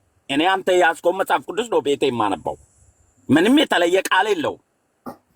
ይሄን ቃል ነው እንጂ የትም ሆነ አሁን ያየሁት ልክ ዮናስ ማኛ ጴንጤ በመሆኑ የሆነ ካሊፎርኒያ መንገድ ላይ ወክ እያደረገ ኢየሱስን ይዞ ወደ ጴንጤ የገባ ያክል እልልልል ሲሉ እንዴ ዮኒ የሚድነው በነፍሱ ነው ወይስ ጴንጤ የሚባለውን ሃይማኖት ተቋም ነው የሚያድነው የሚለው ስሜት ስለመጣብኝ ነው። የሚድነው ጌታ ካዳ ነው። እውነት ከሆነ ዮኒን 3 ጊዜ ጌታ ተቀብሎ 3 ጊዜ ትቶ ኦርቶዶክስን ተቀብሎ ኦርቶዶክስን ትቶ ሙስሊም ሆኖ አይተነዋል ብዙ ነገሩ። አሁንም እዚህ ቤት ካጸናው እኔ ጸልይልሃለሁ ከአንተ በላይ እዚሁ አንተ ጋር ካጸናው እዚሁ ቤት ጌታን ተቀብሎ ጌታ ተቻርጎት ልቡን ነቅ ነው የምጸልይለት። አንድ ሳምንት ሞላ አይደል? ወር ሁሉ ሆኖታል ጴንጤ ሆኖ አታውቀውም እንዴ? ግን አሁን መሳደብ ከቶ 1 ሳምንት ሆኖ ወይስ 1 ወር ሆኖ? አሁን 1 ሳምንት ሆኖ። ከዚህ በፊት ወር ምናምን አንድ ሳምንት ሙሉ ማን ረድቶት ነው አለመሳደብ የቻለው? እሱ እኮ ራስ ዓላማ ካለ ለአንድ ዓመት በምንም አይነት መልኩ አንደኛው ቤቱን ዘግቶ አልተቀመጠም፣ ሶሻል ሚዲያ ላይ ወጥቷል። የሚሰድቡት ግን አሁን ዮኒ ትናንትና በሚሳደብበት አይደለም ባልተሳደበባቸው በዚህ 1 ሳምንት ውስጥ አለመሳደብ የቻለው ይሄን ሁሉ እየተሳደቡ ፕሮቮክ እያደረጉት በቀን ጸጋ ነክቶት አይደለም እያልኩ ነው። እኔ ደግሞ ምን ማረጋገጫ አለህ? እኔ የማረጋግጠው ጸጋ የሚገባ ጌታ የሚገባ መጽሐፍ ቅዱስ ያነባል። ዮኒ በጣም መጽሐፍ ቅዱስን እንደሚያውቅ በጣም አውቃለሁ። በጣም መጽሐፍ ቅዱስ ያነባል። በማንበብ በጣም ጎበዝ ነው። ማንበብ ልብ ላይ ካልተቀመጠ በምን ይታወቃል? አሁን ይሄን መጽሐፍ ቅዱስ የሚያነበው ዮኒ ማኛ አብትሽ መስፍኔ መጽሐፍ ቅዱስን የሚያነበው ዮኒ ማኛ ሌሊት በተኛበት ካልጋው ላይ ሚስቱ አጠገቡ ተኝታ ልጆቿ አጠገቡ ተኝታው ጌታ ዮኒ ማኛን በሌሊት ምን እንዳወራው ልቡን በምን እንደቀየረው በምን እንደነካው ማምን ያውቃል? ብራዘር እሱ አናውቅም። ነገ ብሎ ሲያድን ነው ምና እውርን የሚያድን ጌታ ኖ አንድ ዮኒን መሳደብ ማስቆም ለጌታ ከባድ ሆኖ ነው። መርሱ ልመልስልህ እንግዲህ ምንድነው ያስጨፈራችሁ ብለህ ካልከን ያው ጭፈራ ብሎ የሚለው ደስታ ነው አይደለ? ይሄ ደስታ ምንድን ነው ያመጣው? አንድ ኃጢአተኛ የነበረ ዮኒ ማኛ የሚባል ወንድም ወደ እግዚአብሔር መንግስት ሲጨመር እንኳን እኔ ጴንጤው አይደለሁም የሰማይ መላእክት እንኳን ይደሰታሉ ይላል ቅዱስ ቃሉ። አለቅ አንድ ኃጢአተኛ ልክ ነው። ቆይ አድመጣኝ መስንዬ አንድ ኃጢአተኛ የነበረ መስፍን ፈይሳ ወደ ጌታ መንግስት ቢጨመር በጸጋው ጉልበት አምኖ በክርስቶስ ኢየሱስ ሲያምን ደስታዬ ወደር የለው። አንድ ሀብታሙ ወደ እግዚአብሔር ጸጋ በእግዚአብሔር ጸጋ አምኖ ወደ እግዚአብሔር መንግስት ሲጨመር ደስታችን ወደር የለው ማለት ደስ ይለናል። በሰማይ እንኳን አይደለም እኛ በሰማይ ያሉ መላእክት በሉቃስ ወንጌል መጽሐፍ ምዕራፍ 15 ላይ ደስታ ያደርጋሉ ይላል። አንድ ኃጢአተኛ መንግስት ነው ወደ እግዚአብሔር መንግስት የተጨመረው። ስለዚህ ለምን በጴንጤው ዘንድ ጭፈራ ብሎ የሚለው እኛ አንጨፍርም። በእርግጥ ጭፈራ ብሎ የሚለው ደስታ ብሎ የሚለው ደስታ ለማለት ነው። በቃ ደስታ ብሎ የሚለው ምንድነው? ደስታ ብለህ ብትል መስፍንዬ እኔ ጌታን ብትቀበል ደስታዬ ወደር የለውም። ለምን? ጌታ ድሮ ነው የተቀበልኩት። እኔ በእድሜ እበልጣለሁ። እኔ 55 ዓመቴ ነው። ኦኬ እኔ ጌታን ብትቀበል ሀብትሽም ጌታን ቢቀበል ምድር ላይ እኖራለሁ ብዬ ጌታን በጣም ተቀብዬ በጣም ከኢዩ ጩፋ ከእስራኤል ዳንሳ በላይ እኔ ፈራህ እግዚአብሔር በልቤ ያለ ሰው በጣም እግዚአብሔርን ሁልጊዜ የምጠራ ሰው ነኝ። እኔ በጣም የግድ ጴንጤ ካልሆንኩ ጌታን መቀበል አይቻልም። ኦርቶዶክስ ቤት ከተባለ እሱ ሌላ ጉዳይ ነው። እሺ ስለዚህ ሰው የሚድነው በእግዚአብሔር ልጅ በኢየሱስ ክርስቶስ ሲያምን ነው። እኔ አሁን ወደዛ ወደ ውስጥ ንግባ ብለን ካልን አንተ አስተምር ኤርሚዬ፣ እኔ ወርዳለሁ። እግዚአብሔር ይስጥ። እኔ እንደው ግራ ስለገባ እኔ ጠየቅኩ። ታንኪዩ በጣም ነው ማከብር። ስላከበርኩም ነው የገባሁት። አንተ ቴንክ ዩ መስፍንዬ፣ እኔም እንደዚሁ ትልቅ ክብር አለኝ። አይ ቲንክ ስልክ ሰተኛል። ፎሎ ባክ ወንድ ይችላል። ስልክ ተሰታሰና ነው ስለዚህ እሱ ነው ቢቆይልኝ አንድ ሁለት ደቂቃ ብቻ። እኔ ብያለሁ ወደ መራን ቁጥር አንዴ ብዙ አላወራም። እኔ ጥያቄ አይደለም የኔ አንድ ደቂቃ ራሱ አልወስድም። ቅድም ጥያቄ በጠየቀው መስፍን እንዳልክ በተጠየቀው ላይ በኢትዮጵያ በአራቱ አቅጣጫ ከየትኛው ቤተ እምነት ነው ከአረቄ ቤትና ጠላ ቤት ከፍተው የሚሸጡት? በየትኛው ቤተ እምነት ምዕመን ናቸው? ይህንን ቢመልስልን መስፍን። የወንጌል አማኞች፣ ሙስሊሞች፣ ዋቄ ፈታ እንደዚሁም ከኦርቶዶክስ ወዳጄ 011 5011 ማለት ነው። ኦንላይን አለ እኮ 61222295011 እምቢ አለኝ ግን ዋትስአፕ ላይ ችግር የለም። 61222295011 ነው። ልክ ነው አለኛ። እሺ ዋትስአፕ ላይ ሞክ። እሺ ኤርሚ እንዴት ነህ? ሰላም ነው? ሰሞኑን ያው አጋግላችሁታል። ይሄንን አጋግለነዋል ነው ነው። ይሄ እንግዲህ ኢንተርኔቱን ተቆጣጥሮታል። ጥሩ ነው ለመልካም ነገር እኮ። እኔ ሰው ይላ አንድ ነገር ልንገርህ። ሆነስሊ ቀደም የጻፍኩት ከልቤ ፐርሰናሊ ዮኒን ኦፖዝ ለማድረግ ወይንም ምናምን አጌንስት ለመሆን ሳይሆን አንድ ሰው እንትኑን ሩቲኑን ታየዋለህ፣ የትራክ ሪከርዱን ታየዋለህ። እና የሰው በየደቂቃው ሲገለባበጥ የነበረ ሰው ዛሬ መንፈስ ቅዱስ ሞልቶት ነው ስትለኝ እስቃለሁ። ለአንተ ነው የምስቀው፣ እኛ ግን ደስታ ነው። ትናንትናም እኮ መንፈስ ቅዱስ ሞልቶኛል ብሎ ጴንጤ ሆኑ ቤተክርስቲያን ድካም እንጥራ ብለን ካልን እንኳን ሆነ አይደለም። አሁን ሀብትሽ ራስህ በግል ስንት የምትገለባበጥበት ነገር አለ በየቀኑ። የሰው ህይወት የትናንትናው ድካም አይደለም። ይኸውልህ ሰው ትናንትና እኛ አንዱ ትልቁ ችግራችን ሀብትሽ ይሄን ተናግሬ ልስተረጅም ሰዓት ስለተቀመጠ ትናንትና ሀብታሙ ሌባ ከነበረ በኢትዮጵያውያኑ ዓለም ለዘላለም ሌባ ነው በኢትዮጵያውያን። ይሄ በጣም መጥፎ ባህላችን ነው። ትናንትና ሌባ ከነበር ከአንዴ ስትሰርቅ ካዩ ሀብታሙ ሌባ የፈለግከው በንጽህና በመኖር ብታሳይ እንኳን ኢትዮጵያዊ አይምሮ አይለወጥም። የአንተ ህይወት ተለውጦ እኮ ከሌብነት ወጥተህ ለሌሎች ሰርተህ የምታካፍል ትሆን ትችላለህ። ምሳሌ የሚሰጥህ ግን ምለው የሚለው በትናንት ታሪክህ በትናንት ድካምህ እሺ ሌባው ምናም ነገር ይላል። አንተ እኮ የለበትም። ተጸጽተህ ይቅርታ ጠይቀህ የበደልካቸውን ሰዎች ካሳ ሁሉ ክሳህ በትናንት ማንነት ይጠራል። አሁን በትናንት ማንነት እንጥራ ብለን ብንል ታላቁ ሐዋርያ ቅዱስ ጳውሎስ ነፍሰ ገዳይ አይደል እንዴ? አሁን እሱ 14 መልእክት ጽፎ የአዲስ ኪዳን ግማሽ መጽሐፍ ጽፎ እሱ አሁን ለእኛ መጽሐፍ ሊጽፍ ይገባ ነበር የእውነት እንነጋገር ከተባለ። ምክንያቱስ የንጹሐን ደም በእጁ ላይ ያለ ሰው ነው። ጌታ ግን ይህን ሰው ነፍሰ ገዳይ የሆነውን ሰው ከጥንት ከእናቱ ማፀን ሲፈጥረው ገላትያ ላይ እንደሚናገረው ሐዋርያ እንዲሆን የተፈጠረው ሰውየው ሐዋርያ ነው። በእግዚአብሔር ዓለም ሐዋርያ ነው። በምድር ግን ነፍሰ ገዳይ ነው። ያንን የሚያደርግበት ደግሞ ሞቲቭ ለአምላኩ ቀንቶ ነው፣ ለአባቶች ወግ ቀንቶ ነው። በትናንት ታሪኩን እንክሰስ ብለን ካልን ጳውሎስ ነፍሰ ገዳይ ነው። አየህ ግን በትናንት ታሪኩ ሳላውቅ ስላደረኩት ይኸውልህ የሚለውን የለኝ ብራዘር። እኔ ሰዎች በህይወታቸው ላደረጉት ነገር በህይወታቸው እግዚአብሔር ላደረገው ነገር እድል እንስጥ ነው የምለው። ዮኒ ትናንትና ተሳዳቢ ነው። እሺ ለዘላለም ተሳዳቢ ነው ታዲያ የሰው በፍጹም እግዚአብሔር አይቀይረውም፣ ይቀይረዋል። የንጉሥ ልብ እንደ ውሃ ፈሳሽ ወደ ወደደ የሚያዘነብል ጌታ የዮኒ ልብ አይደለም የጳውሎስን ልብ ቀይሮ የትናንትናው ነፍሰ ገዳይ ወንጌል ሰባኪ አድርጎታል። ከኢየሱስ ክርስቶስ ቀጥሎ በአገልግሎት ከምንጠራው ስመጥር አገልጋይ አንዱ ሆኗል ማለት ነው። እና ሳላውቅ ስላደረግኩት ምሕረትን አገኘሁ ይላል እዚህ 1:15 ላይ ማለት ነው።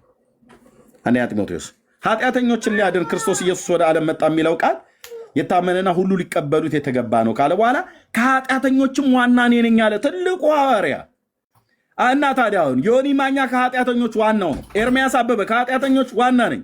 ሀብቲሽ ከኃጢአተኞች ዋና ነኝ። ቢያባ ከኃጢአተኞች ዋናዎች ነን። ይሄ ታላቅ ሐዋርያ ዋና ነኝ ብሎ ካለ እኔ እናንተ አረኛ ንጽህና ነበረን ምንም እንከን አይነገርም። ዮኒ ማኛም ንጹህ ነው፣ ሀብቲሽም ንጹህ ነው አይባልም። ይሄ ትልቅ ሐዋርያ ከኃጢአተኞች ዋነኛ ነኝ ካለ በኋላ ስለዚህም ይላል የዘላለምን ሕይወት ለማግኘት ያምኑ ዘንድ ላላቸው ሰዎች ምሳሌ እንድሆን ኢየሱስ ክርስቶስ ዋና በመሆን በእኔ ላይ ትዕግስቱን ሁሉ ያሳይ ዘንድ ምሕረትን አገኘው ይላል። እና ዮኒ የምሕረት በር ተዘጋበት እንዴ? አልተዘጋበትም። ሀብትሽ የምሕረት በር ተዘጋበት እንዴ? አልተዘጋበትም። ትናንትና ዋነኛ ኃጢአተኛ የነበረውን ሰውዬ ደማስቆ ላይ አግኝቶ ታሪኩን ቀይሮ ስሙን ቀይሮለት የትናንትና የነበረ ያደፈ ህይወቱ በክርስቶስ ኢየሱስ ደም መንጻትን አግኝቶ ምሕረትን ያገኘውን ሐዋርያ ምን ብሎ ይለዋል? ብቻውን አምላክ ለሚሆን ለማይጠፋ ለማይታይም ለዘመናት ንጉሥ ክብርና ምስጋናና ክብር እስከ ዘላለም ድረስ ይሁን አሜን ይላል። አንተ እኮ ኃጢአተኛ ሰው ነህ። ይህንን ምስጋና ለእግዚአብሔር ልታቀርብ አይገባም። ጳውሎስ አፍክን ልትይዝ ነው የሚገባው። አንተ እኮ ነፍሰ ገዳይ ነህ። እስጢፋኖስን የገደልክ፣ ብዙ ክርስቲያኖችን የገደልክ፣ ከኢየሩሳሌም እስከ ደማስቆ ሶሪያ ድረስ ሄደህ እጅም እግርም በደም የተለወሰ ሰውዬ አሁን ምስጋና ልታቀርብ አይገባም። አፍክን ያዝ ብለን በትናንት ታሪኩ ልንከሳው አንችልም። የትናንትናውን ነፍሰ ገዳይ፣ የትናንትናውን አጭበርባሪ፣ የትናንትናውን ሌባ፣ የትናንትናውን ዱርዬ የነበረውን ሰው ቀይሮ ኤርሚያስን ሰው ያደረገ፣ ጳውሎስን ሰው ያደረገ፣ የትናንትናውን ተሳዳቢውን ዮኒ ማኛን አንስነስቶ እግዚአብሔር እንዲህ ያደረገ፣ የጳውሎስን ልብ ለውጦ እንዲህ ያደረገ ጌታ ዮኒ ጋር ሲመጣ እንዴ ዛለ ልሰራ አልችልም አይልም። ሀብትሽ ጋር ሲመጣ ደከመኝ አሁን አልሰራም፣ ድሮ ነበር ሰዎችን የምለውጠው አሁን ግን አልለውጥም ብሎ አይልም። ይታይ ይሄ ትልቅ ሐዋርያ ማለት ነው። ከኃጢአተኞች ዋና እኔ ነኝ አለ። ዋነኛው እኔ ነኝ አለ። ዋና እኔ ነኝ አለ። ያለ ማይክሮሰከንድ በማይሞላበት ደቂቃ ውስጥ የሰራዊት ጌታ እግዚአብሔር አንተነትን የፈጠረ ልብን የሰራ ጌታ ሊለውጥህ ይችላል። ዋናው የፈለግከውን ያህል ነው። የፈለግከውን ያህል ማንን? ጌታን ማለት ነው። ቅረበው ያበራላል፣ ፈልገው ያገኛል፣ ለውጠኝ በለው ይለውጠሃል። ይሄ የዚህ ዓለም ትርምስምስ ሞልቶ ለማይሞላ ብዙዎቹ ፖለቲካ ዓለም ላይ የነበሩቱ እዚሁ ሶሻል ሚዲያ ላይ ሲሳደቡም የነበሩት በወጡበት ሲቀሩ፣ ጦርነት ላይ የተሳተፉ በወጡበት ሲቀሩ፣ በክፉ ቃላት የተነጋገሩ ሰው በተኛበት ተኝቶ ለነገ ለመነሳቱ ዋስትና በሌለበት ዓለም ላይ የዘላለሙን አምላክ ቅዱስ ጳውሎስ እዚህ ብቻውን አምላክ ለሚሆን ለማይጠፋ ለማይታይ ለዘመናት ንጉሥ ክብርና ምስጋናና ክብር እስከ ዘላለም ድረስ ይሁን ብሎ ሲል አሜን ነው ያለው። እና ዮኒ ማኛ 1 ሳምንት ሙሉ አልተሳደበም። እሱ ራሱ ይህንን ዮኒ ማኛን አላውቀውም አለ እኮ። ይህ አሁን ያለውን የት ሄደ ያ ተሳዳቢ ዮኒ ማኛ? መድኃኔ ዓለም ከህይወቱ ላይ አራክፎለት ነው ብዬ ነው የማምነው። እህል ከሆነ ይጠፋል፣ ሽል ከሆነ ይገፋል ብሎ እንደሚለው እስኪ እንጠብቀው፣ እድል እንስጠው። እግዚአብሔር አይለውጥም እንዴ? ጳውሎስን የለወጠ ጌታ ዮኒ ማኛን አይለውጥም እንዴ? ሞጣ ቀራኒዮን አይለውጥም እንዴ? ጂጂን አይለውጥም እንዴ? ሀብትሽን አይለውጥም እንዴ? መስፍን ፈይሳን አይለውጥም እንዴ? ተሳዳቢዎቹን ነፍሰ ገዳዩን ወንጌል ሰባኪ ሐዋርያ ካደረገ አንተን አስነስቶ አገልጋይ አያደርግም እንዴ? ወንጌል አገልጋይ ያደርጋል። አይ ኤርሚ፣ እኔ አሁን ምን መሰለ ረጅም ምሳ ስለጠበቅኩኝ በሀሳብህ በጨዋነት እንድናወራና ያው ለመስፍን ፈይሳም ሀሳቡን ሰጥቷል። አንዳንዶቹን እጋራለሁ እሱ ያለውን አንተ ጋም ያነሳቸውን ነገር እኔ ምን መሰለ ማምነው ፕሮቴስታንት ወንድሞና እህቶቼ ሙስሊሞች እንደዛ ኦርቶዶክሶች እንደዛ ሃይማኖት እኔ የግል ነው ብዬ ነው ማምነው። እኔ ሃይማኖት ልክ እንደ መስፍን ፈይሳ ጴንጤ ቅዱስ ነው ያድናል የሚል እምነት የለኝም። ኦርቶዶክስ ብቻውን ማለቴ ጴንጤ አይድንም እያልኩ አይደለም፣ ሊያድን ይችላል። ጴንጤም ኦርቶዶክስ ውስጥም ሆነ ትድናለ፣ ሙስሊምም ሆኖ ሊድን ይችላል። ኖ ጴንጤ አዳኝ አይደለም፣ ሙስሊምም አዳኝ አይደለም፣ ኦርቶዶክስ አዳኝ አይደለም። ኢየሱስ ነው አዳኝ እኮ በእምነት ነው። አዳምጠኝ። አዳኙ ኢየሱስ ነው። ማዳን እግዚአብሔር ነው። ማዳን ይበቃል። እሱ ያንተ ሀሳብ ነው። ጴንጤ አዳኝ አይደለም። ጴንጤም ኦርቶዶክስም ሙስሊምም አይሁድም አዳኝ አይደለም። ማዳን የእግዚአብሔር ነው። የሰው ካልሆነማ እኮ ኢየሱስ ክርስቶስ እኮ በቤተክርስቲያናችን ኢየሱስ ክርስቶስ እኛ ስቅለቱን የምናከብርለት ኢየሱስ ተሰቀለ ተገረፈ ብለን 60 ቀን የምንጾምለት ቃሉን ታከብሩለታላችሁ፣ እሱን ግን አታከብሩት። ቃሉንም እናከብራለን ለኢየሱስ ክርስቶስ ነው። እና ከዚህ ወጥቼ ጴንጤ ስለሆንኩኝ አይኔ በራልኝ ስድብ አቆምኩኝ ካልክ የማይሳደቡ ኦርቶዶክሶች የሉም ወይ? የሚጾሙ ኦርቶዶክስ እሱ ጋር አይደለም። ሰው ስላልጨረሰ አይደለም። አሁን ቅድም አረቄ ይጠጣሉ፣ አረቄ የሚሸጡ በሙሉ ኦርቶዶክሶች ናቸው ይላል አንደኛው። አረቄ የማይጠጣ ኦርቶዶክስ የለም ወይ? መጠጥ የማይነካ ኦርቶዶክስ የለም ወይ? የማይሳደብ ጨዋ ኦርቶዶክስ የለም ወይ? አሁን እነሱን ምን ልትሉ ነው? አሁን ጨዋነት እናንተ በናአዘፍ እዚህ ጋር ሲሰበክ እንደሰማሁትኝ ጨዋ ለመሆን ላለመጠጣት፣ ላለመስከር፣ መጥፎ ነገር ላለማድረግ ጴንጤ መሆን ሪኳየርመንት እንደሆነ ነው የምታወሩት። እዚህ አይደለም። ኦርቶዶክስ ሆኖ ጨዋ አልወጣንም ያላልኩትን ቅድም እኮ መስፍን እያለ ሲወራ አልወጣንም ብያባ ነው ጥያቄ እንደ ጥያቄ ያቀረበው እንጂ የማይጠጡ የማይቀሙ የማያጨሱ ስንቶች እኮ አሉ ኦርቶዶክሳውያን። ኤግዛክትሊ። ስለዚህ ጴንጤ መሆን አያስፈልግም። ራሱ ዮኒ ማኛ ብዙዎች ኤርሚዬ አሁን ለመስፍን እድል ሰጠው አይደለም? መስፍንን እኮ አስወራዋል። ሊስት አውራ ግን አንተ ያላልነውን እኮ ነው እየከሰስከን ያለው ወንድሜ ብያ እኮ እያለ ነበረ። አንተን አልካር ጥያቄ መሰረት ነው የጠየቀው እንጂ ዋናው ጉዳይ ላይ በእንደዛ አይነት አላለም። እኛ ጥያቄው ሊድ የሚያደርገው ኦርቶዶክሶች ናቸው እንደሚያደርጉት ነው። ኤኒዌይስ አዳምጠኝ ማን ነው ኤርሚ። አሁን የተለየ የማትስማማበትም ቢሆን ብንደማመጥ አትሊስት ለመማማር ይጠቅመናል። ስለዚህ እኔ እያልኩ ያለሁትኝ እንዳልክ ወንድማችን መስፍን እንደጠየቀ ኤርሚ ማን ነው ዮናስ ወንድማችን ኢየሱስን ስለተቀበልኩ አይኔ በራልኝ ስድብ አቆምኩኝ። እንዳልክ ደግሞ መጠጥ ቤት እጠጣ ነበረ፣ ጭፈራ ቤት ሄድ ነበረ፣ ጭፈራ አቆምኩኝ ነው የሚለው። ጌታን ስለተቀበልኩ ነው የሚለው አይደል? እኔ ደግሞ ምለው ኦርቶዶክስ ሆኖ እሱ መጠጥ ቤት ሲሄድ እኮ ከሱ ዙሪያ ያሉ ሰዎች መጠጥ የማይነኩ ጭፈራ ቤት የማይሄዱ እግዚአብሔርን የሚያከብሩ ቤተክርስቲያን የሚሄዱ ፈራ እግዚአብሔር ያላቸው ብዙ ሺዎች ኢትዮጵያ ኦርቶዶክስ ቤተክርስቲያን ሰፊ ነች። የኢትዮጵያን ፖፑሌሽን እንደው 60% ትሆናለች በትንሹ። ያ ሁሉ ህዝብ እንግዲህ ጠጪ፣ ሰካራም፣ ሌባ ወይ አጭበርባሪ አይደለም። ከዛ ውስጥ ጨዋ አለ፣ እንደ ማንኛውም እንደ ጴንጤው እንደ ሙስሊሙም እንደ ሌላው ጨዋ አለ፣ ውሸታም አለ፣ ቀጣፊ አለ። ጀነራሊ እንደ እምነት ሁላችንም አንድ አይነት ከፋብሪካ እንደወጣ ሳሙና ወይ ሌባ ወይ ጨዋ ወይ ምናምን ምንድነው ወይ ጨዋ ወይ ሌባ አንሆንም። ገብቷል? ሰው እንደ አቀባበሉ ነው እንዳረዳዱ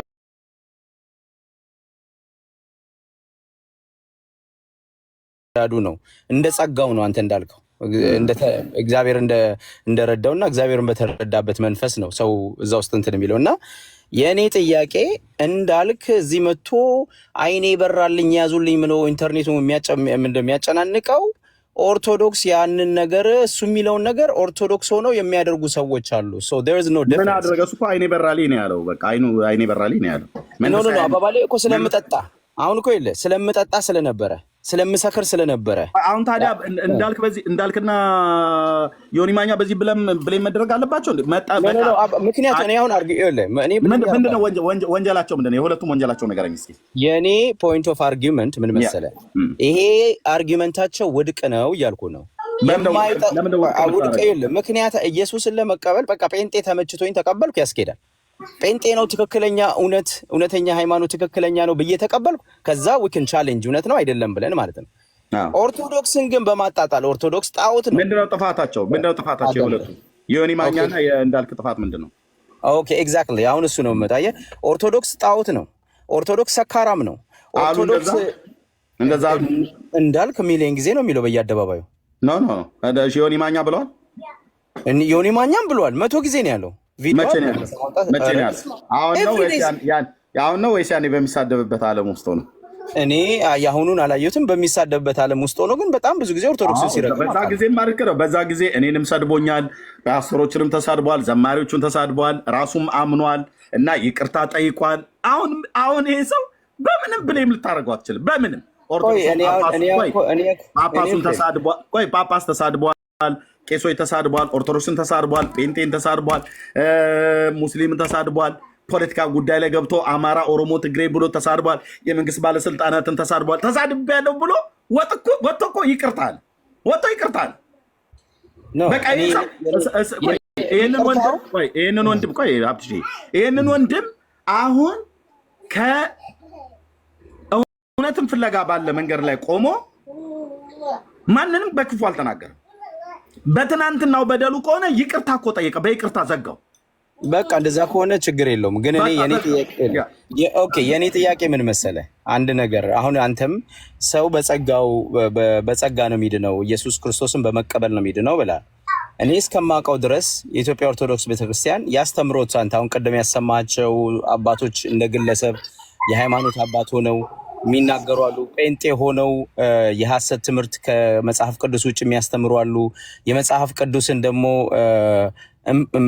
መንፕሌት አድርገው ለራሳቸው ጥቅም የሚያውሉ አሉ። ለገንዘብ የሚጠቀሙበት አለ። ብዙ አይነት አለ። ጴንጤ ሆነ፣ ኦርቶዶክስ ሆነ፣ ሌላም እና እነዚህ ሰዎች ወይም እነዚህ ፓስተሮች፣ ዲያቆኖች፣ ቄሶች፣ ጳጳሳት በላቸው እንደ ግለሰብ ናቸው። የኢትዮጵያ ኦርቶዶክስ ቤተክርስቲያን ግን የምታምነው ቅድስት ድንግል ማርያም አማላጅ ነች ብላ ታምናለች፣ ታማልደናለች ብላ ታምናለች። እሱ አርጊዮብል ነው። አሁን እሱ ላይ በደንብ ልንከራከር እንችላለን። ግን እሱ አይደለም ጥያቄ ነው። የኢትዮጵያ ኦርቶዶክስ ቤተክርስቲያን መሰረቱ ኢየሱስ ክርስቶስ ነው። በስላሴ ታምናለች፣ በአብ በወልድ በመንፈስ ቅዱስ ታምናለች። ስለዚህ ይሄንን ካመንኩኝ እኔ ጴንጤ መሆን አይጠበቅብኝም።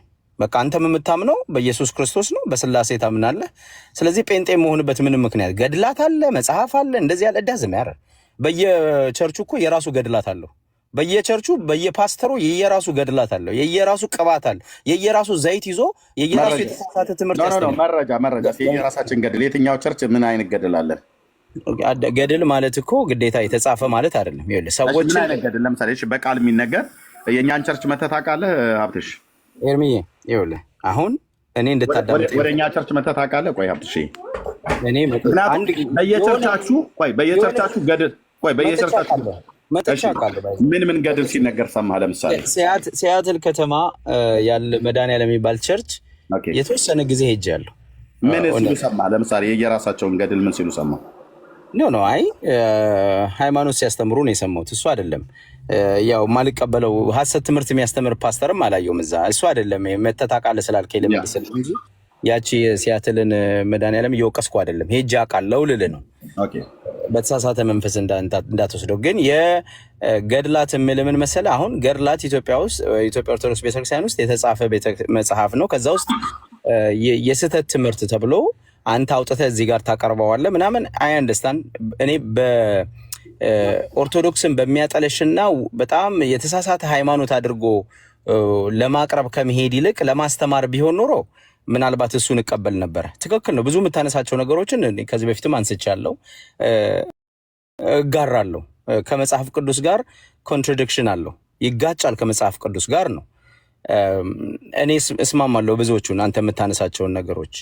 ያ ግን የኢትዮጵያ ኦርቶዶክስ ቤተክርስቲያንን ክርስቶስን ማመኗን አይሸረሽሮም፣ አይቆርጠውም፣ ምንድነው አያሳንሰውም። እናንተ የምትፈልጉት ምንድነው? የኢትዮጵያ ኦርቶዶክስ ቤተክርስቲያን ይኸው በክርስቶስ አይደለም የምታምነው፣ በገድላት ነው የምታምነው፣ በዚህ ነው የምታምነው ነው የምትሉት። አሁን ትላለህ የትኛው ሃይማኖተኛ ነው ሄዶ ገድላት ይዞ መጥቶ በገድላት ነው የምጸድቀው፣ ገድላት ነው አዳኝ ብሎ የሚለው? የለም። ቤተክርስቲያን ሲሄድ ሰው እግዚአብሔር ሆይ እርዳኝ፣ ማረኝ፣ ድንግሎ ያማልጅኝ ብሎ ይጸልያል፣ እንደ ኦርቶዶክስ ቢሆን ማለት ነው። ከዛ የዘለለ ሊያደርግ አይችልም። ገብተዋል እንጂ ገድላቶቹን አንተ የምትላቸውን የሰበሰብካቸውን ገድላት ይሄ እንትን ለማውጣት ምንድነው ጉድፍ ለማውጣት የሰበሰብካቸውን ኦፍ ኮርስ ጉድፍ አለባቸው። ግን ያን ለማጠልሸት የምታነሳቸውን ነገሮች የኦርቶዶክስ መሰረታዊ የእምነት እንትን አይደሉም ነው የምልህ። ገብቶሃል? መሰረቷ ምንድነው? ክርስቶስ ነው። እኔ እስከማውቀው ድረስ በክርስቶስ ታምናለች። ክርስቶስ አምላክ ነው ብላ ታምናለች። አንተም እሱን ታምናለህ። ስለዚህ የሚቹዋል የሆነ የሚያገናኘን ወይ የእምነት አንድነት አለን ማለት ነው። ሶ እዚህ ላይ ነው ፎከስ ማድረግ ያለብን። ይልቅስ ሀመር ማድረግ ኦርቶዶክስን እንዲነች ሃይማኖት አታስተምርም፣ ክርስቶስ የላትም ምናምን የሚለውን ደጋግሞ ኤኮ በማድረግ ልክ ቤተክርስቲያኗ ሃይማኖት እንደሌላትና እንደዚህ ደግሞ በቃ ይሄ ጨብጨባ የሚወዱ ሰዎች ደግሞ ሃይማኖቴን ቀይሬያለሁ ምናምን እያሉ የሚገለባበጡበት የሚዲያ ጋጋታ ባናደርገው አይ ቲንክ የተሻለ ይሆናል ብዬ አስባለሁ። ስለ ግለሰቦቹ ያው ብዙ ማስተያየት አልሰጥም። መብት ነው። የሰው ልጅ በፈለገው ማመን ይችላል። ግን አልጨረስኩ ሀሳቤን። ለአንተም ጥያቄ ስላለኝ ከዛ ዮኒ ወንድሜን ከኔ በላይ 15 ዓመት አውቀዋለሁ። ዮናስ ባይዘው 15 ዓመት ጓደኛዬ ነው። በስልክ ተደዋውለን እናውቃለን። ዮኒ ምን እንደሚያስብ ምን እንደሚያወራ ሚዲያ ላይ ወጥቶ ምን እንደሚያወራ ከሚዲያ በኋላ ምን እንደሚናገር እኔ በደንብ የማውቀው ሰው ነኝ እና ዝም ብያለሁ የማወራውና እግዚአብሔር ያርግለት። ስድብ ትቻለሁ ብሏል። ስድብ መተው እኔ ሁሌ በጣም የሚገርም ነገር እኔ ዮኒን ሁሉ ጊዜ ስድብ አቁም እያልኩ ነበር መክረው። አስወሬ ጋር በቃ ስድብ አቁም፣ አንተ እኮ ሐሳብን መናገር ትችላለህ። ይሄው እሱም ሊመሰክር ይችላል፣ እውነተኛ ሰው ከሆነ ማለት ነው። አቁም ያለ ስድብ ሐሳብን ግለጽ። በቃ ሰውን ሳትሳደብ ብሔር ሳትሳደብ ሐሳብን ግለጽ ብዬ ሁሉ ጊዜ የምሞግተው የነበርኩ ልጅ ነኝና ስለዚህ አሁን እሱ ኢየሱስ ክርስቶስ ነው ስድብ ያስቆመኝ ብሏል። እኔ ግን ቀደም የነገረው ያለው እንግዲህ እኔም በኢየሱስ ክርስቶስን አልተቀበልኩም ወይም በእናንተ ኢየሱስ ክርስቶስ አለኝ፣ ሃይማኖት አለኝ፣ ኦርቶዶክስ ነኝ። ግዴታ ጴንጤ ሳልሆን ነው ስድብ አቁም እያልኩ የምመክረው የነበረው። ስለዚህ ስድብ ለማቆም እኔ ጴንጤ ስላለመሳደብ ጨዋ መሆን አይምሮ መኖር ነው የሚያስፈልገው እንጂ እግዚአብሔር የሰጠን አይምሮ መጠቀም እንጂ ጴንጤ መሆን እስላም መሆን ኦርቶዶክስ መሆን የሚል ነገር እኔ ይሄ ኋላ ቀርነት ነው ይመስለኝ። አም ሶሪ ለእኔ አልቀበለውም። ገብተዋል። ሰው ማመዛዘን ከቻለ ማወቅ ከቻለ መማር ከቻለ ማንበብ ከቻለ ዲስፕሊን ከተማረ ስድብ መጥፎ እንደሆነ ያውቃል። መጥፎ ነገር ደግሞ ፕራክቲስ አያደርግም፣ ያቆማል። በቃ ግዴታ ይሄ እንደዚሁን የሚለው ነገር እንትን አይደለም ብዬ ነው ማስበው። ናው እኔ ልንገርህ አንተ ኤርሚ፣ ለአንተ ለዘማሪ ዳጊ እንዳልክም እዚያ ያለ እናንተ ኤቭሪዴይ እሰማችኋለሁ። አሁን ትናንትና ማታም ዝም ብዬ ያዳምጡ። ከዛ በፊትም ሙሉ አልመጣም፣ አንድ አልፎ እመጣለሁ እንደዚህ አይደል? ግን ሳልመጣም አዳምጣችኋለሁ ሁሉ ጊዜ። ያው ኦርቶዶክስ ነው አጀንዳችሁ አውቃለሁ። ኦርቶዶክስን ማርያምን አሁን የተሰቀለው ክርስቶስ ስጋ ወይስ የማርያም ስጋ? ከዛ ደግሞ የሆነ ትናንትና ደግሞ ያረከው አንድ እንትን አለ። ይሄ ባይዘው እነዚህን ሶስቱን ሰዎች የወቀስክበትን መንገድ በዚህ አጋጣሚ ትችቱን ብቻ ሳይሆን ትክክል ነው። ማርያም የማርያምን ስጋ አይደለም የክርስቶስን ስጋ በልተን ነው እኛ ወይም ጠጥተን የዳን ነው ብላ ነው ቤተክርስቲያን የምታስተምረን። እነዚህ ሰዎች ምናልባትም ለማርያም አሌጀንስ ወይንም ለማርያም የተለየ ተቆርቋሪ ለመምሰል የተናገሩት ንግግር ነው። ቤተክርስቲያን ግን ይህን አታስተምር። እኔ ስጋውና ደግሞ የክርስቶስ ነው ተብለን ነው በቅዳሴም የምንሰማው በቤተክርስቲያንም የምንሰማው።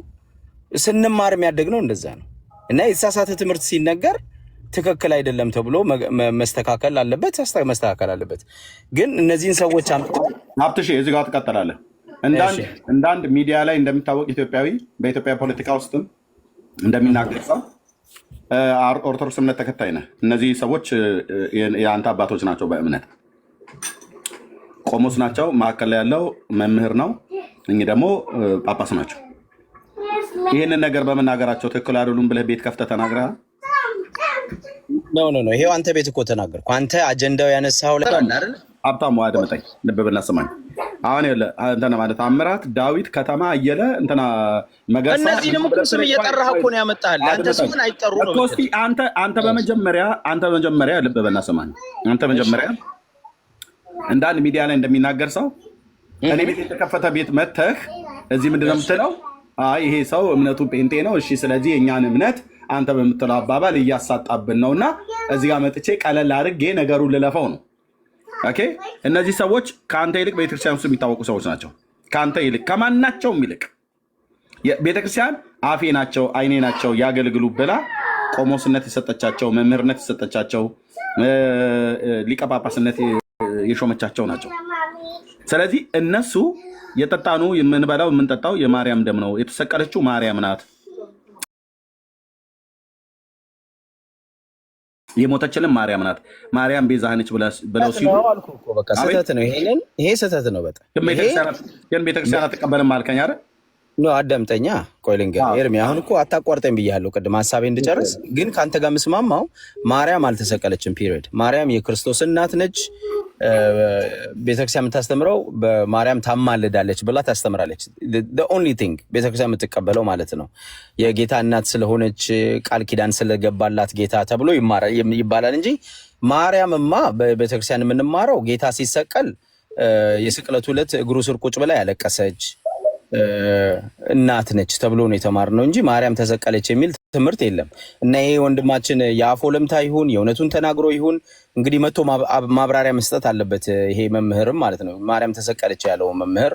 ሌሎችም አባት ደግሞ እንግዲህ ማርያምን ትልቅነት ለመግለጽ ብለው የተሳሳቱበት መንገድ ስህተት ነው። በቃ ይሄ ስህተት ነው። ኦርቶዶክሶች ይሄን አናምንም። ብፁዕ አቡነ ገብርኤልስ የተናገሩት ማርያም የዓለም ቤዛ አትባልም ብለው ያሉት የዓለም ቤዛ አትባልም ብለው ያሉት ስህተት። ቤዛ ማለት ምን ማለት ነው? በመጀመሪያ እንዴ ምን ጥያቄ ነው የምጠይቀው። ቤዛ ማለት ምን ማለት ነው? ለምን ትጠይቀኛለህ? አንተ አታውቀው? ትርጉሙ ቤዛ ማለት አሁን ቤዛ ግዕዝ የግዕዝ ወርድ ነው። ባይዘው ትርጉሙ ምንድን ነው? አንተ አታውቀው? እኔ ለአንተ ነው የምጠይቀው። ቤዛ ማለት የግዕዝ ምክንያት ማለት ነው አይደል? ምክንያት ማለት ነው። ማን ነው ምክንያት ያለው? የትኛው መዝገበ ቃላት ነው ምክንያት ብሎ የሚል ያለው? አጥንት ይመስለኛል። እንደዛ ብለው ለመግለጽ ከፈለጉ ውሸት ነው ነው። ምትክ አይደለማ። ምትክ ብሎ የሚል የለም። ማን ሶሪ ቤዛ ነው ምክንያት ብሎ የሚል የለም። ቤዛ ማለት ይኸውልህ መድህን ምክንያት ይላል። የግዕዝ ምክንያት አይልም። ኦኬ ምክንያት የሚል ካለ አሳዩን። ኦኬ እሺ እንግዲህ እሱ ከሆነ ምትክ፣ ለውጥ፣ ካሳ፣ መድህን፣ ተያዥ እንደዚህ ነው የሚለው ተያዥ። ኦኬ አሁን ቴንክ ዩ ተያዥ የሚለውን ስለዚህ አልተሳሳቶም ሰውየው።